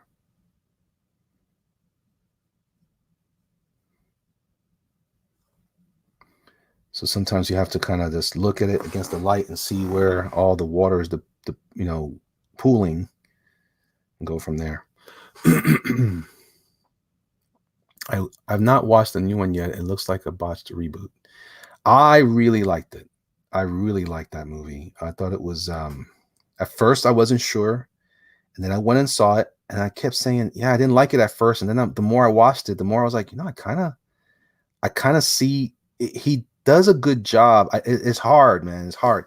I think I understand why Mignola was enthusiastic about the movie, and maybe why we're not. He actually behaves a lot like Hellboy. The problem with Hellboy is, in my mind's eye, Hellboy is very stoic. So I don't see him behaving. I don't see him joking or laughing in the comics. So sometimes he does that in the actual in the movie. He's joking and being goofy, which may come across as not like the character. I think that's part of the reason why we have trouble with that. But to be fair, the action was great. The ideas in there were great. I really enjoyed his interaction with the world. I thought it was the most Mignola-esque yet. In general, can they go better? Can they do better? Yeah, I think so. We'll have to see. All right, so you see, I'm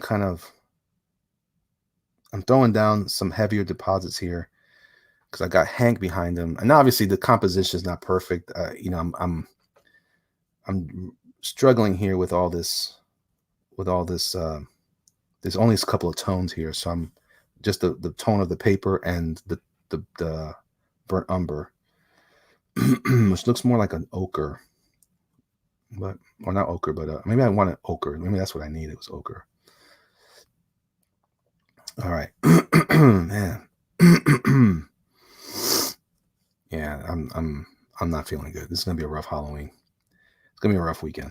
I could tell already.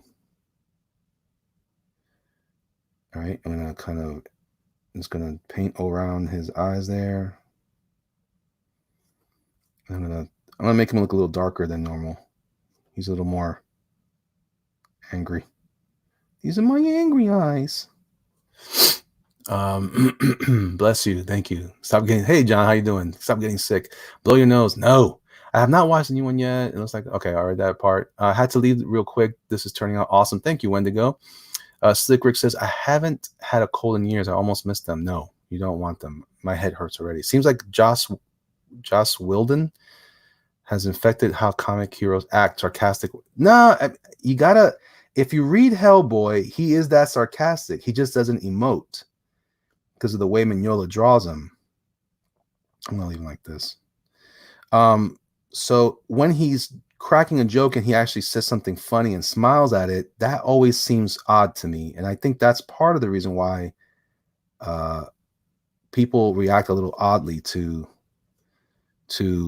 even Perlman did that to me. I was always a little bothered by how silly Perlman was, and I didn't think his interpretation was that strong, but I think it gave me a character that I at least could relate to. So anyway, at least that's how I think about it. Crid says, I hated Spider-Man Homecoming. They made Spider-Man seem clumsy as hell. There, I said it. I'm free. Yeah, man, I'm starting to actually turn on all these Marvel movies, man. I don't really care about them. I've made some choices about my time and my money. I'm just not interested in these cats no more. I don't care. I don't really care. They can make what they make. I said this before 1,000 times. I'm saying it again. They've killed anything that resembles what I grew up with, and it's okay. I will move on. No problem. I'm moving on. I'm not fighting them anymore. They can do whatever they want. Hopefully, I'll be able to make something as interesting, if not more interesting, right? That's the goal. That's the goal. That's what I want to do. It's what I want to do. It's okay. It's okay to forget about it. All right. So I might need to go a little darker on Hellboy, but this is the foundation. Again, this is a tricky color because it's so light. It's not dark enough. So I have to really work some of the edges to keep it darker still.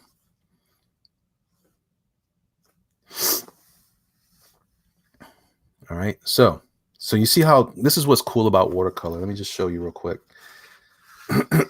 So you can see how the paint, see that wet is still wet. Watch this. I can also do this. If it stays too wet, you can kind of soak up some of the water with your paper. Be careful not to smudge it around and let it dry a little faster. But that's the fun stuff about watercolors, when you get these cool little pieces and parts that kind of like linger there and give you a little more texture. It's what you do with this that matters next, right? Doom Kicker rated R, directed by John Woo and Christopher Nolan. I don't know about that, Crit. Hey, Dennis, how are you, man? Happy Halloween. So in the spirit of Halloween, I'm showing everyone how I gave a quick little rundown about my tools and how I use them. And now I'm kind of talking to everybody. So I'm going to go ahead and dab off some of this paint off of here and kind of just soften up Hank's face. Because the paint is still water soluble, but it's only to a degree. Once it dries, it gets a little bit more challenging to push around. So you only get a little bit of time in here to really affect change. Some colors I think run a little bit easier, but for the most part, most of my experience is that they kind of fall apart. All right, so I'm just kind of adding tones and values and places to kind of fill out this the character's uh, overall look, what he might be, what he might not be. You know, I'm just pushing and pulling tones, trying to figure out where the shadows go, where the highlights go. Try to keep my paint away from the highlights as much as possible, but still have still have. I'm sorry, I went off. I went offline. My brain just turned off for a second there. Hold on. All right, I'm gonna add some more. Not enough. So I need to grab more. This might be not enough paint left. Oh, that's a little dark. That's nice. Remember, Hank has very dark hair. He's in his I don't know, late 30s, early 40s, but he's still got less hair than normal. Now I won't try this again until later when it starts to dry a little more. Nah, man, you can sew it. You can do it. What are you talking about, Heck? What are you talking about, my boy? My man, my mellow. Get up off the mic because I know you eat Jello. All right. If you're wondering what that noise is, that's my little, I have a couple of jars that I keep when I ink. What I did was these are my little ink wells. I cut out of here the shape of the bottom with an X-Acto blade on a dry sponge. And then this becomes the thing. So in case ink falls over, it gets into the sponge. I like this idea. I got to keep cleaning this out every so often. All right. All right. So I'm going to I'm thinking that Hellboy is pretty dry. Because I've been putting a little more energy over here. And Hank, I can see that whoever was using this definitely was enjoying burnt umber. Ochre is the darker brown color. That's a better dark color. I probably should have used that, but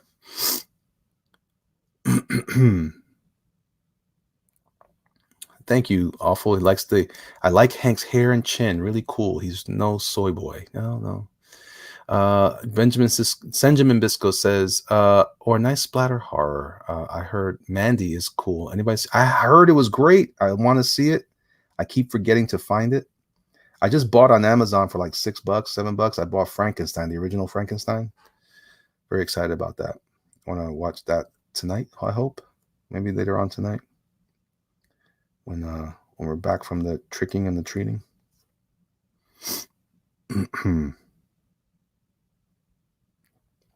All right. So you kind of see it there. You kind of get the idea. So you can see how I'm playing around with tones and value, pushing and pulling the overall. The values is what's important because that gives the impression, that gives the illusion of depth. If I can get a little heavier tones in one spot or another, it'll help create some of that thing. I wonder, no, I'm not going to open up that window again. Messed up the last time. All right, so I'm going to do this here. I'm going to add some of that dark of a shirt in here. A lot of times painters will start off with burnt sienna or burnt umber or burnt ochre as their base color for their illustration. And they'll do this. They'll do like a monochromatic, and then they go over it with other colors. Is that thing on your finger and thumbs for steadiness or arthritis? Says Art with Amar. Well, thank you for your concern, Amar. No, it's just a fashion choice. Goofy fashion choice. Frankenstein with Boris Karloff. He's the best. Yeah, man. He is the best. Let me tell you something. I watched some of it. And I've always seen, I've always enjoyed the images from the movie anyway of what he looks like. But holy crap, man, that dude was scary. Like he was genuinely kind of creepy as a living dead zombie guy. Man, it was good. Real good. All right, that's his t-shirt. All right. I'm throwing some heavier color in here. Oh, I'm losing color. All right. All right. So that works. All right. Now, I should probably put some in here. All right. Kind of carve out that face.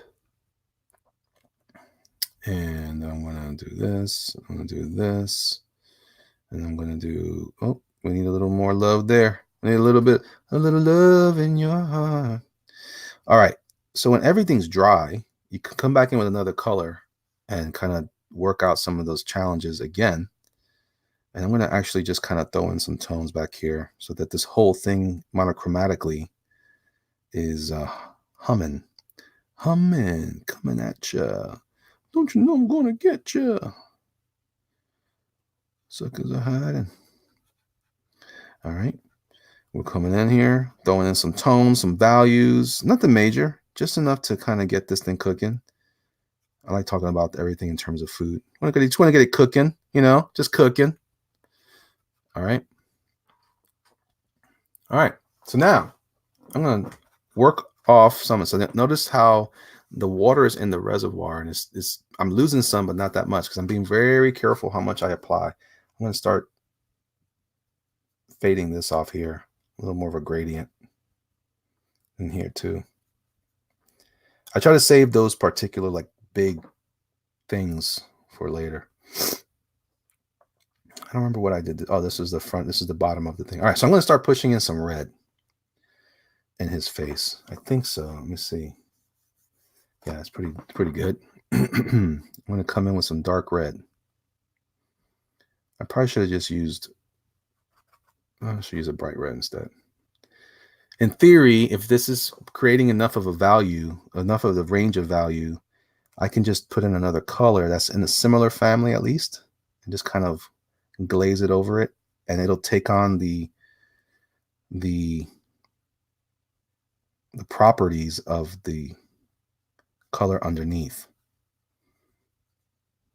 All right, so I'm going to take some of that off, go back with some red. I'm going to just sprinkle this red in here. Now it's nice and wet. I'm going to come back in.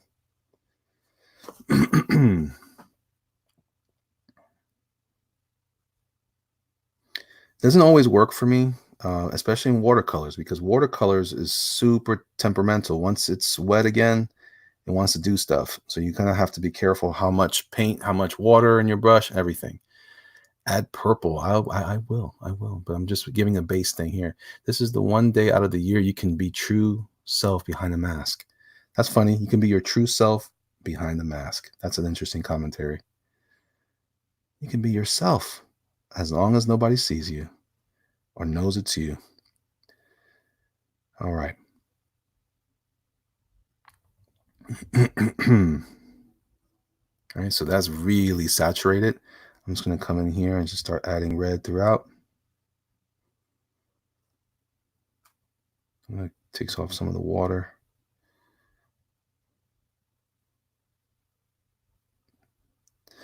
All right. So now some of this stuff is bleeding. Sometimes people don't want that to happen. I kind of invite that. If I think it's going to bleed a little bit, Xcal says, hi, all.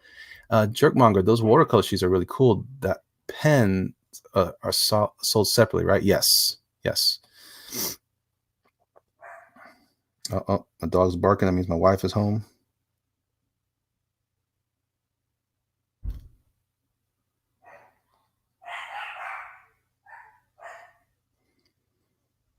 So it's definitely messing up what I started there, but that's okay. As long as enough of it's there so I can see it, I can come back in. And this is where I start saying things like, if it doesn't work, because maybe it won't work, but I think it will. All right. I'm going to let this dry. I find gouache harder to control than watercolors. It lifts so easily when not dry. Yeah, it does. That's why a lot of times you just have to be patient and let it dry. Like I might be pushing too much too soon because I just wanted to really kind of cook. I wanted to marinate in its juices. That's my dog barking. Foolish human. Remember to like. Also, feel free to leave a comment after the show with your thoughts and suggestions. You're all great. Thank you, Awful. I appreciate you, my friend. Thank you, Peter. All right. So I'm going to let him dry. I'm going to pick another color. I'm going to go with a darker color. So in my palette here, I've got some of my indigo blue. I'm going to use this for Hank. I'm going here with Hank, and I'm drawing, kind of bringing in some of what I think would be this. This is the indigo blue, which is a dark, dark, dark blue, practically black, but not quite. And why is this cool? Because now I'm kind of incorporating two colors in the tone here. I'm incorporating, hey hun, I'm incorporating the indigo blue to darken up this brown, but it's also keeping it brown. For now, you can see the brown through it. That's kind of the idea. Like I said, I don't always do it so well, but I try to pull it off. We'll see. We'll see. I probably shouldn't be spending this much time on this, but you got me. Y'all got me. See? So what's going to happen is this brown, this burnt sienna or burnt umber rather, it's going to be the unifying color throughout the whole piece. That's how that works. So everywhere I go in this drawing, you should see some of that brown. So that way it's always kind of the color theme of the piece. Even in the eyebrows, everywhere else, in all the dark areas. And then what's kind of loose shadow will always be something else. Now I'm using the tip of the brush like I would be with an inking tool. Critias says, yes, Mr. Fernandez, I can hear your dog next door and he just woke up my poodle. Can you get him to shut up? Thank you. Click. So you can see Hellboy's very wet. Now I like to do this. I like to let the water bleed around so I can get some interesting looks like that. I'm telling you, it's super fun. And when you get these cool little edges like that stuff is cool. Hey, if you're gonna paint, you got to do the Bob Ross thing. Today, you costume, you should have been an orange afro. Well, I don't know about that. All right, so he's drawing there. You can see Hank's doing his thing. I'm just gonna get some of that indigo. Another good color for your black alternative is Payne's Gray. Payne's Gray's got a nice, sometimes the paints don't have it so well, but Payne's Gray is a nice alternative to black. It's got a little bit of blue in it. It's almost like a Confederate gray, I get. No, it's darker than that, but it looks cool.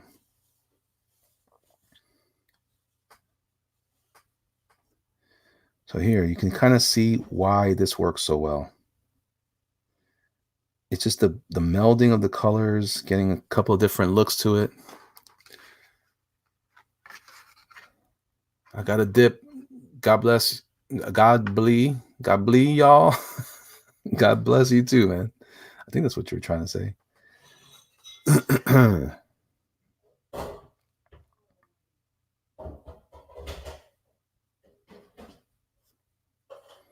All right, so now I'm just kind of throwing in that darker blue. It's a very dark blue, so it looks, but you can see it. It's clearly blue. Well, you can't see it that well from there, but you can kind of see a little blue hue to it.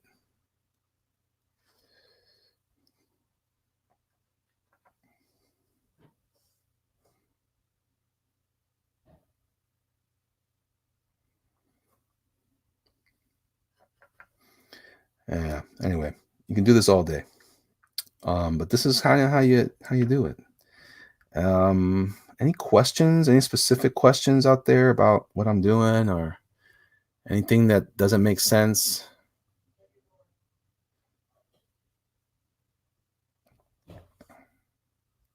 Feel free to ask. We can always resolve those ideas here.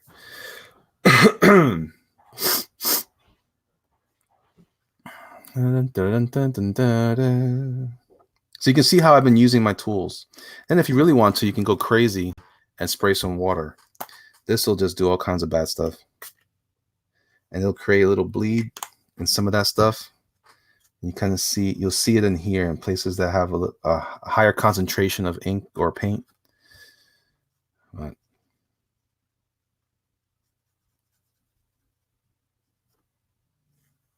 oh, see, it's already bleeding in there. But that's okay. I kind of like the idea of the bleed because then I can come in later and try some other things. I can use the white pen to go do some stuff. Yeah, so Hellboy's still drying. I want to kind of throw in some blue in there. Oh, I didn't even think about his chin music here.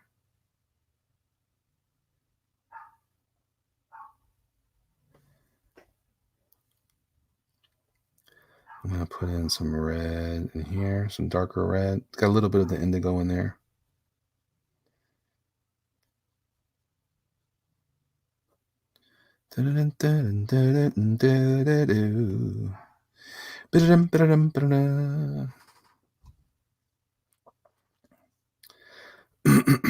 Now, some people they wish they had white. I do have a Copic white that I can use. Sometimes you gotta push a little water through to reactivate the paint in the brush, because sometimes it just dries up on the brush if there's not enough paint. So I'm just gonna come over here and float this out a little bit here. Just gonna address some of this here like that.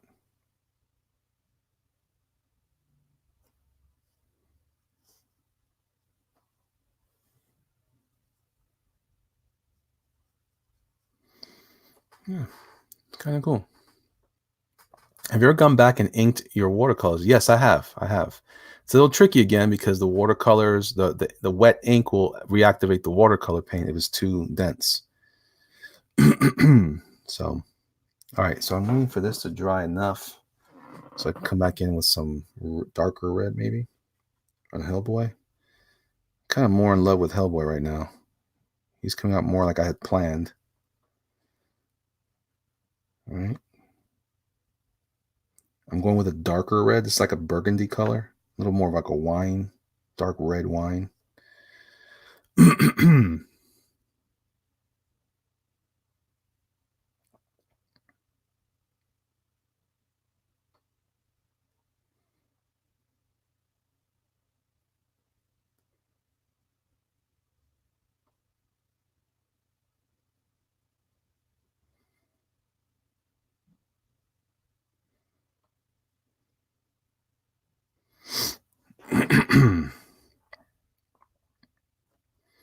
Yeah, see, I like it when it bleeds, though. It's got a cool effect. You can always come back and carve it out if you want. You can also go with mixed media. You can come back and put some color pencil on here if you feel like that's what it needs. I just love this part.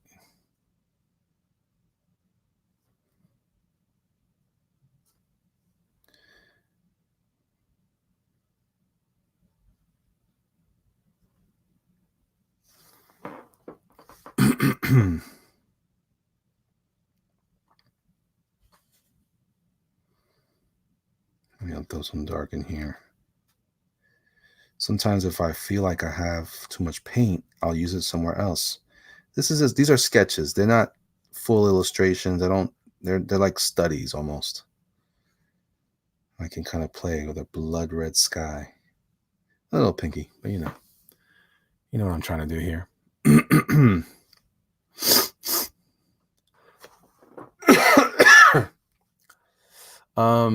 If you were inking watercolor, do you ink before or after the color goes down? You can do both. Epic Trilogy. You just gotta be careful. Like I said, you could reactivate the color. All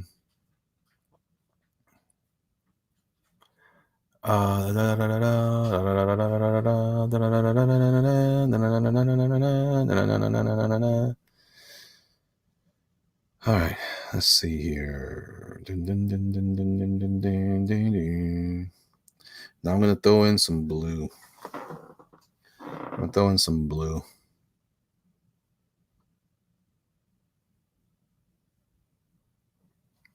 Get some of that purple that you guys were talking about earlier. I think Heck was talking about purple, yes, earlier. Hector.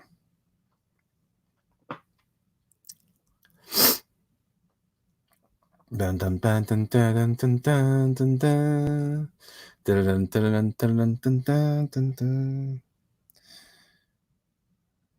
me throw in some blue in here.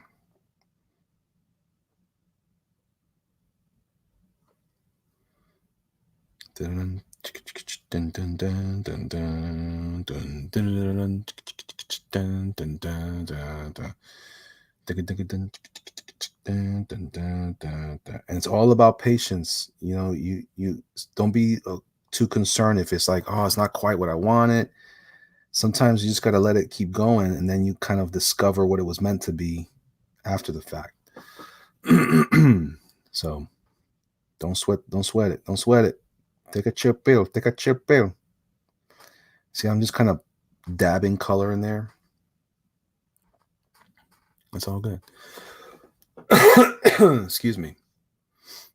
Hank should have a sidekick called Heaven Men, but it's a young teen. I'll say no. That's so goofy.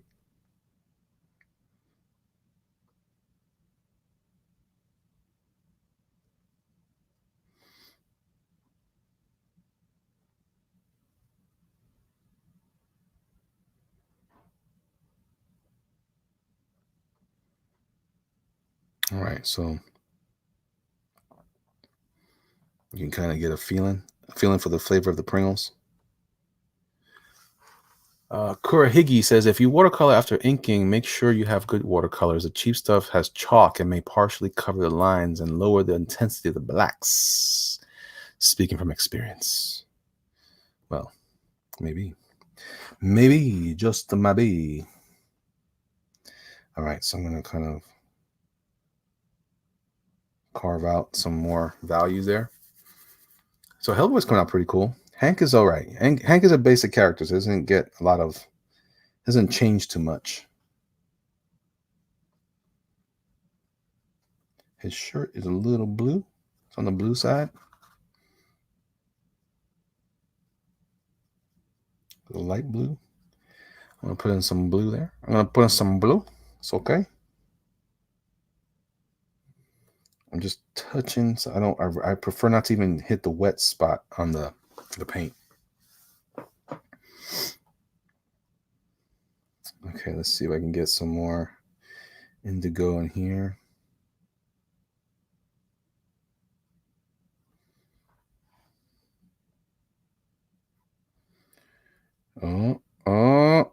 Oh snap. It's coming out. It's coming out. Looks great. Thank you, King Crow. All right. Don't sweat the technique. Don't sweat the technique.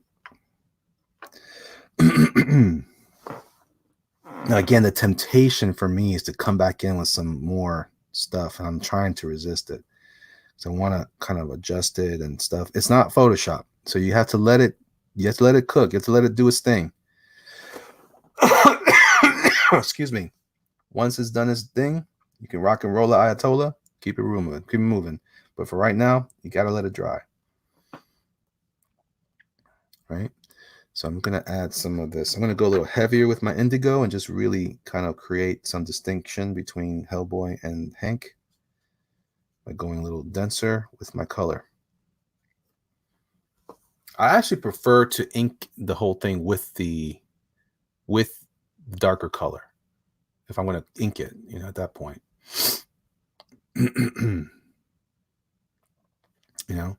That to me is a little more reasonable to me, because at least it's in the same material. And that's important. That's not necessarily important, but if you want to be a purist about it.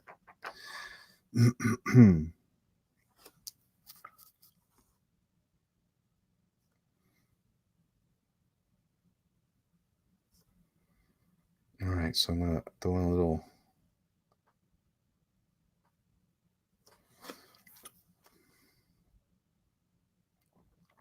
So this helps a lot with using darker color, because now all those other tones, they were darkest earlier, but now they're the medium tone because I'm using a darker value already. Now, there's other artists out there that probably say, you're crazy. That's the wrong way to do it. That's fine. The whole point of this is for you guys to figure out what you like to do, how you like to do it. You can do it however you want to. It's a beautiful thing.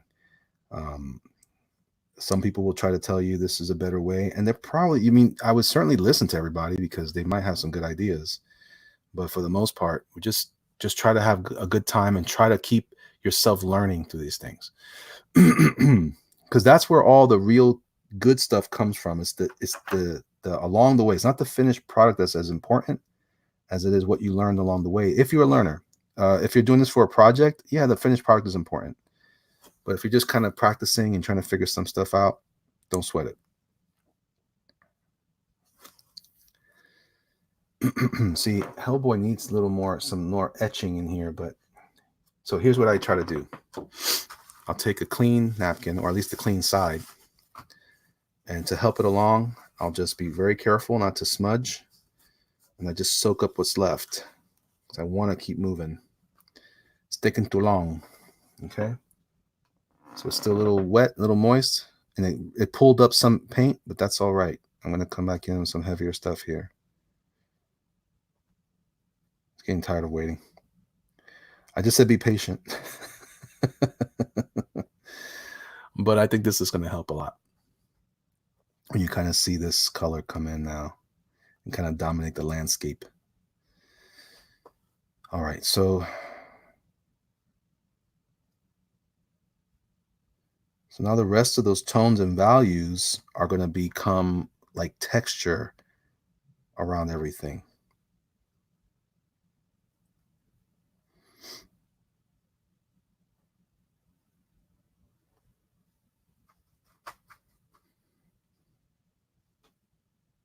Push a little water out. Let me put it straight here instead.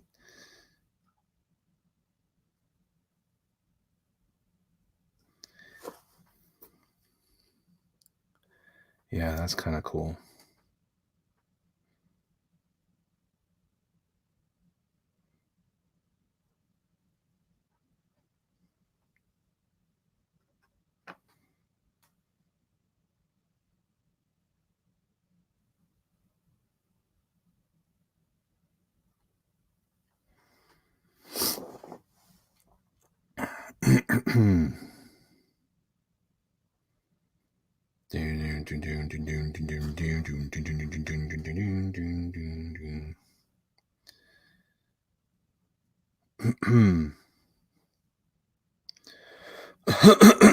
All right, I'm going to add a little dark to the cigar. I'm going to put a little dark in here. A little dark in here. Let's throw some dark under here. So you can kind of feel how it's going. Crazy says, it's crazy how you make that pop. Yeah. Chicago's always certain kind of special in the weather department, says Amar. It's crazy how you made that. Oh, you said that twice. Oh, nice. Kuzmeti says, watercolors. Might be a cold winter, says John. Maga, I don't speak the language. Please translate. I need to mow my lawn one last time. Oh, gotcha. Dennis. Oh, okay, you guys are talking amongst yourselves. All right.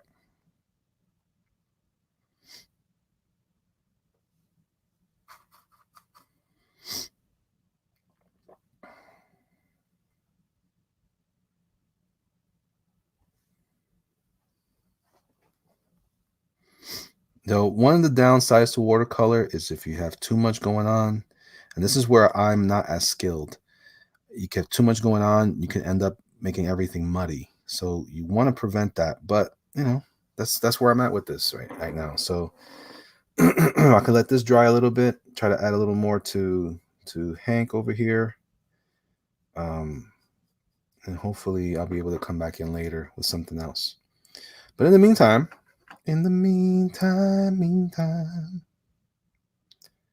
I can also carve out Hellboy a bit here. I'm gonna keep on loving you. In the meantime, on the side of heaven, I say, meantime, gonna keep on loving, keep on loving.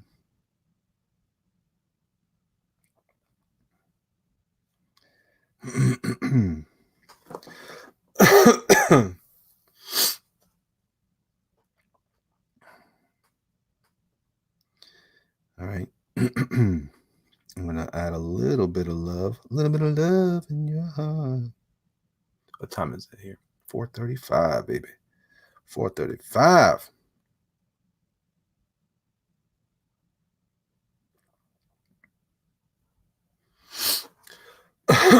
Now, if you really want to go deep, if you feel like, oh man, I really want to save some of this, you can get some of the same kind of saturation of these colors by layering and layering thicker versions of it. It's up to you. Like I have some white in here. I'm going to try something here. I don't think it'll work, but I'm going to try to carve out Hank's face out of this in white. And it's not going to work. White never works. White's not a color to paint with. It's a color to create tints with. So if I want to make a tint, that's kind of what I'm doing here. I'm not really getting rid of his color. The white is just, so now I can cake it on, but that's not really helpful. It's just going to create a tint. A tint is basically a color with white in it. A shade is a color with black or a darker color with it. So kind of washing out some of these colors with white. I'm making it a little pasty, but it'll help separate a little bit. I'm gonna dedicate some of those paints and markers will do that. Stay tuned. Elliot is about to laugh out a lung. Gonzo, maybe work on 2 watercolor picks at the same time would allow you to let one cure while on the other. Well, yeah, I'm just doing the demonstration with these. And by the way, speaking of, I got some. I put some on my hand. Look at that. I smudged some. So let's kind of fix that.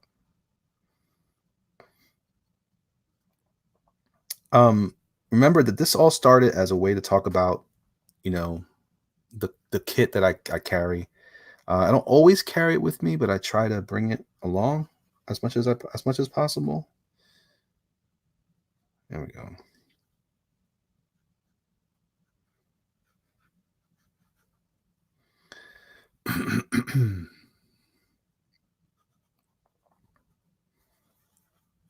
Yeah, this is looking like garbage, but hey, man, it still works. It still works. We'll make it happen. What you could always do is come back later and really pile on some paint. Like I can do that here. Watch. Kind of what I did with Hank's hair there. I can really come in here and go heavy saturation on Hellboy's hair, for example. If I really want to make this come out more.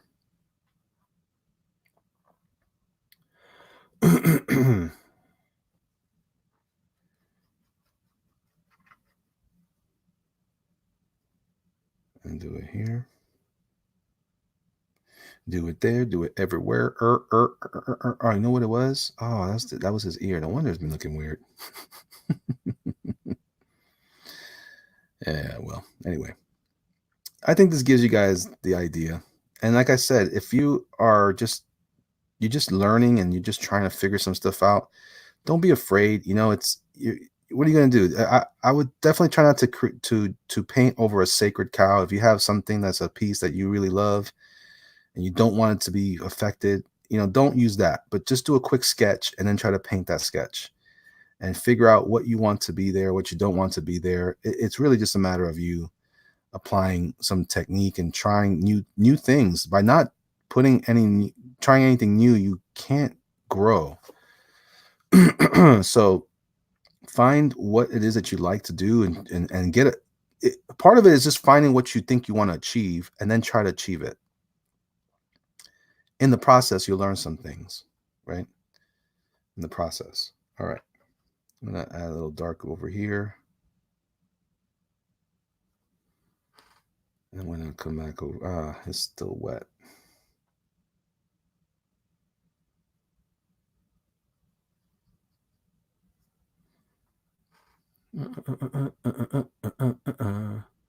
It's beautiful garbage. That's funny. Beautiful garbage.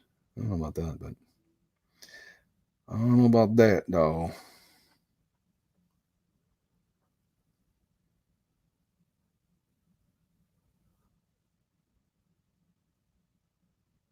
Now, after you've done a lot of these tone things, you can come back in with like with the very tip of the brush, or you can have a thinner brush and you can try to carve in some new details and cool little pieces that make him look much cooler than this.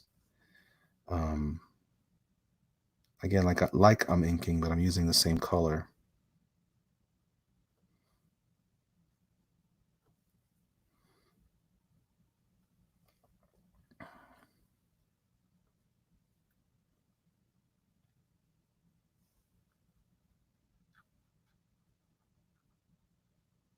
Mm-mm-mm. Mm-mm-mm. Get as much water out of or paint off my brush as possible. Sometimes I have a separate can of water just for this part. You heard Elliot? You get your scared crow and paint all over it. Hey, baby. I'm gonna rest a little bit before we go to my mom's. All right, baby. Come on, sorry.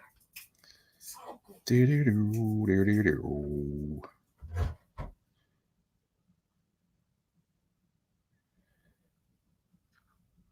There you go. Let's put some more dark into the moon. It's not even a good moon.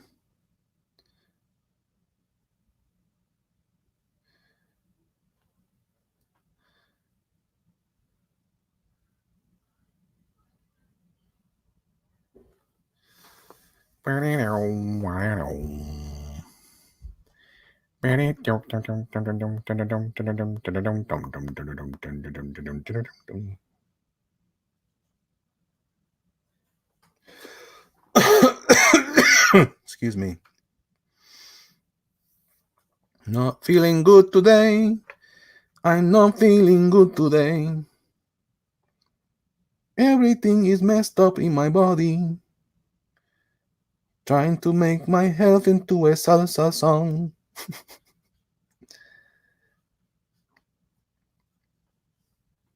Yeah, it's working out pretty cool. I mean, it's not my favorite thing in the world, but it works pretty good.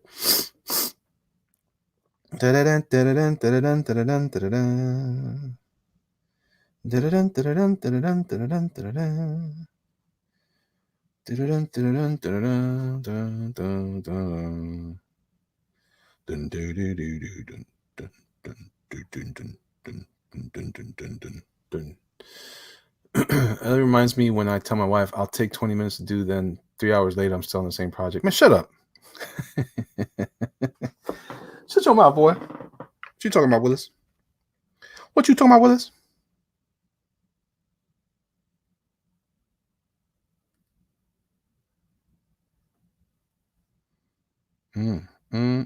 Like, you know what it is? I get kind of caught up and I want to see how it turns out. That's the fun thing about watercolor is I don't always know what it's going to look like when I'm done. It's a little more manageable when you're just doing subtle glazes, but since I went a little heavier, you know, I can't beat myself. Nothing can beat me, not even me. What? Yeah, that's cool. I like when there's enough water there that puddles and it spreads out, like bleeds out. This is a good piece, Elliot. Will you share it on Instagram? Probably. Possibly.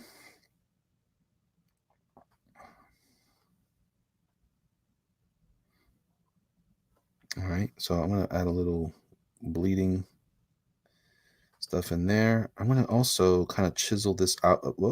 Yeah, there you go. That helps. All right, let's take a closer look. See all that puddled stuff there? That's fun.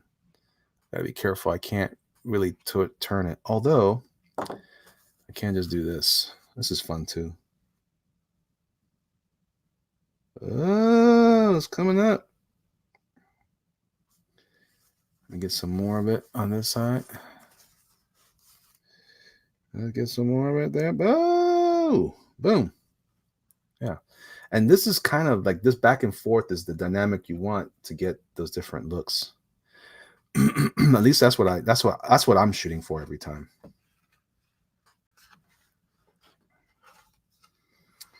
Okay, so I'm gonna go and throw some more paint. The problem is I had too much water and not enough paint. Now I can kind of make a decision about that here.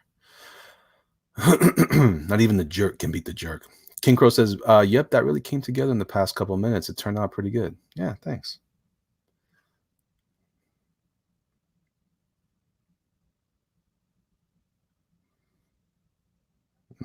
Mm-hmm.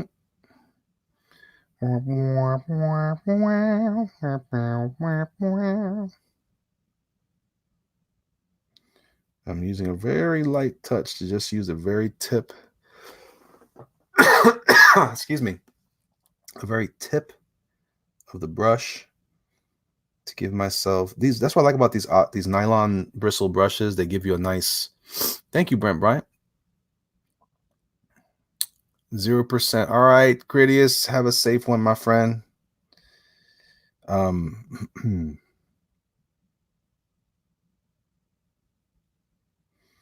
They maintain their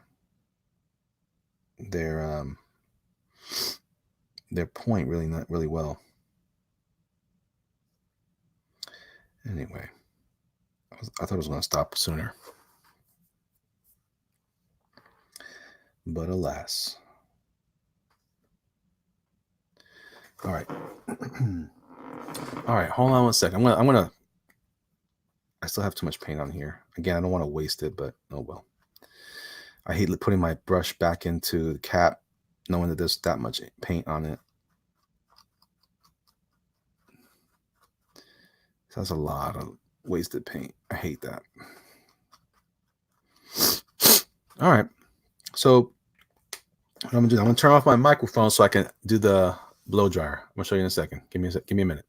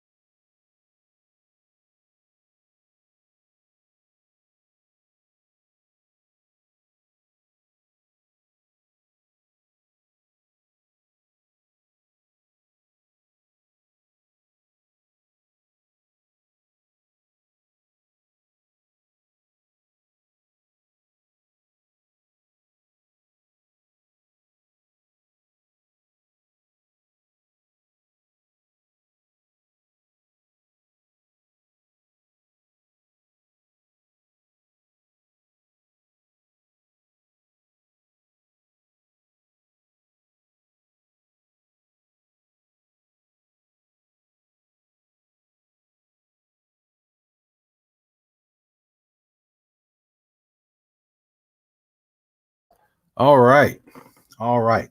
So as promised, I did that because I want to bring out white. So this is where you can have fun. Now, if you're really awesome, you can throw in some cool highlights while you're working.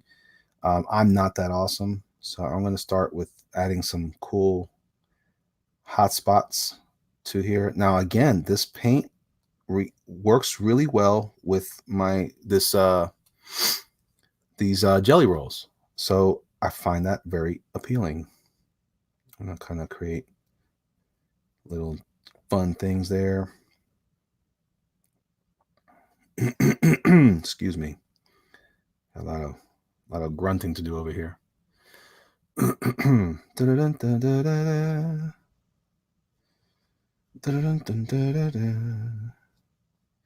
That's music is made up, by the way. I just made it up. I'm sure it's inspired. I'm sure some things influenced it, but I never heard in my life. All right. So now, see that? See all that? That's crazy. Now I can do some of this type of stuff. I prefer doing that with a splatter, but sometimes you don't have that, so you just do a controlled splatter. which is no splatter at all, but it's still fun. All right, be cool, Nick. Kathy Webb says jelly rolls don't mess it up. Are you asking or are you telling me? I think you're telling me.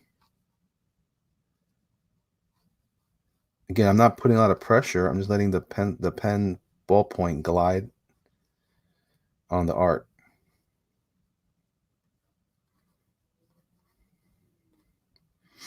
I can kind of come in here and kind of break that away. Put little highlights in the rocky, craggy surface of his horn there. You know, just have fun. I think it was a pun the bumps. Oh, jelly roll donut. I didn't read that. Hey, Kanan, what's going on, man? What up, dog?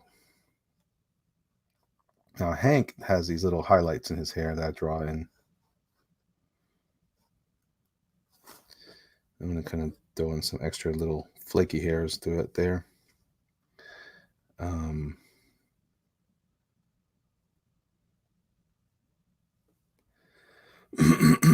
What I could also do is a little smoke.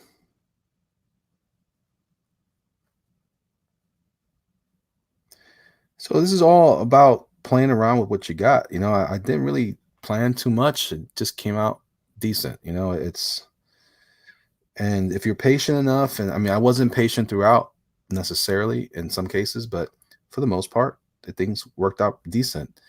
And that's really all we're trying to shoot for, is some kind of legitimate outcome, even if it's not exactly what we expected.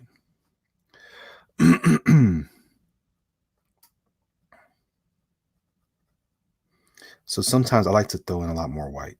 Like, this is not enough. I'm gonna put some more. I'm gonna throw this in here too. Doing the do, bro. Uploading an audiobook for when I draw. Also working on a cover layout. Dope piece. Right on, man. And thank you. I think your piece is dope, right? I'm glad it is. Anyways, it works better when they're glazed on, like when it's not so caked on like the blue is, but I can't help it. Enjoy it though.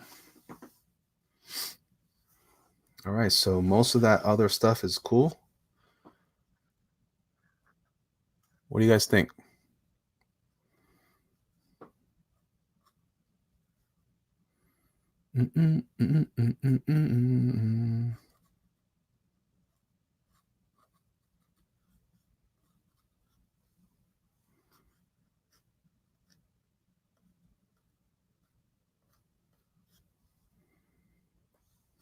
Put some.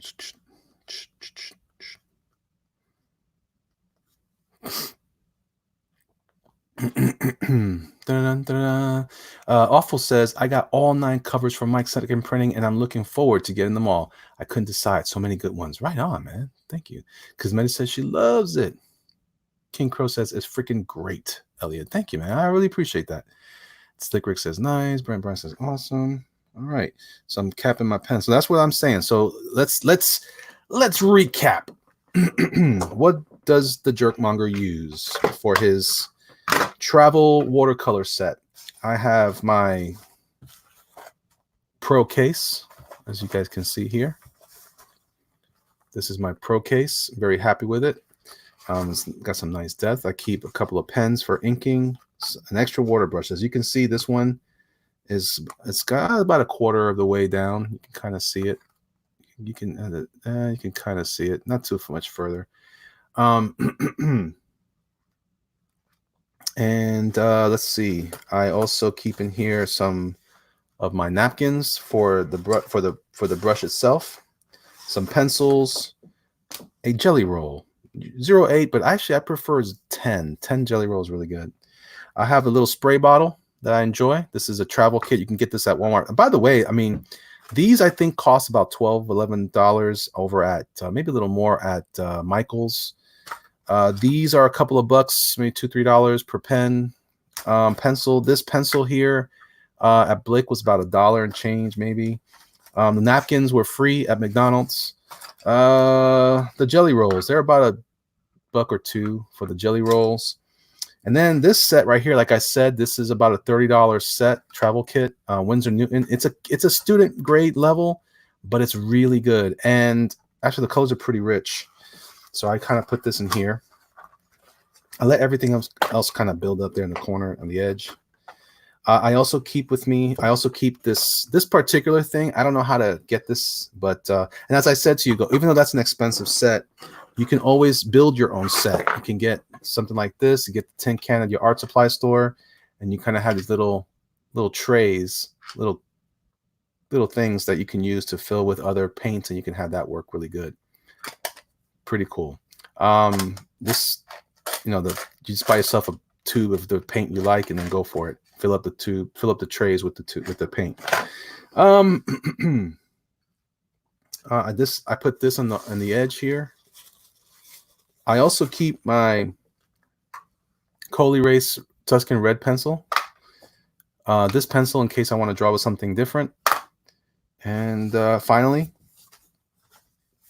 my Stillman and Burn Delta series. It even says it right there. I missed it. Delta series sketchbook. These are really good. Like I said, these are about $10 at Blick.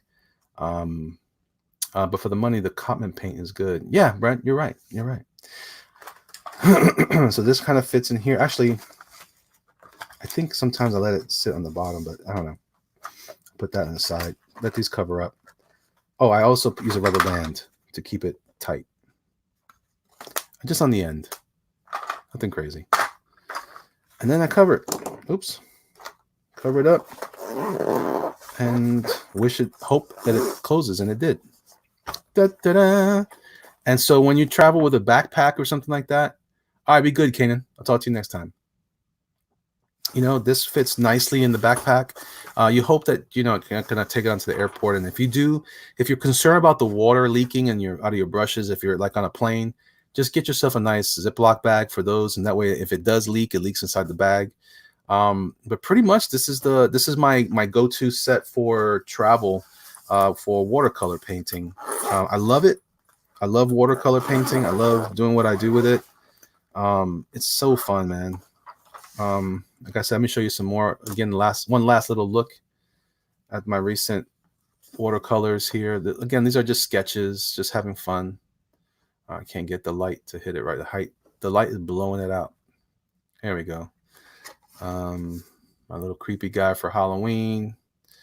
There you go. The witchy witch with the broomstick because she's got baby fat on it because it's gross. This guy looks interesting. What's he doing there? I don't know.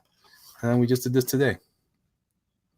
So anyway, I think you guys are cool, right? Does that sound good? Don't forget to check out Brand on Indiegogo. We've got Doom Kickers on Indiegogo, my book. Brian Shearer's Gunship Thunder Punch is on Indiegogo. I don't know when I don't remember if Doug launched Bigfoot Build 2 yet. I have to check, but whatever Doug's doing, back it up. Hey man, do what you got to do. Have fun. Was that a reference to the Witch movie? Well, yeah, but sorta. I mean, I like, that's one of my favorite movies, but yeah. Thank you, Starlight. I appreciate it. Thank you, Awful Redneck, for the assist in here. You got it, Mike. You got it, Kathy. Happy Halloween, everybody. Be safe. Have fun. Let the kids eat lots of candy and throw up all over you. I will talk to you guys much, much later. I'll probably see you guys tomorrow. God bless. See ya.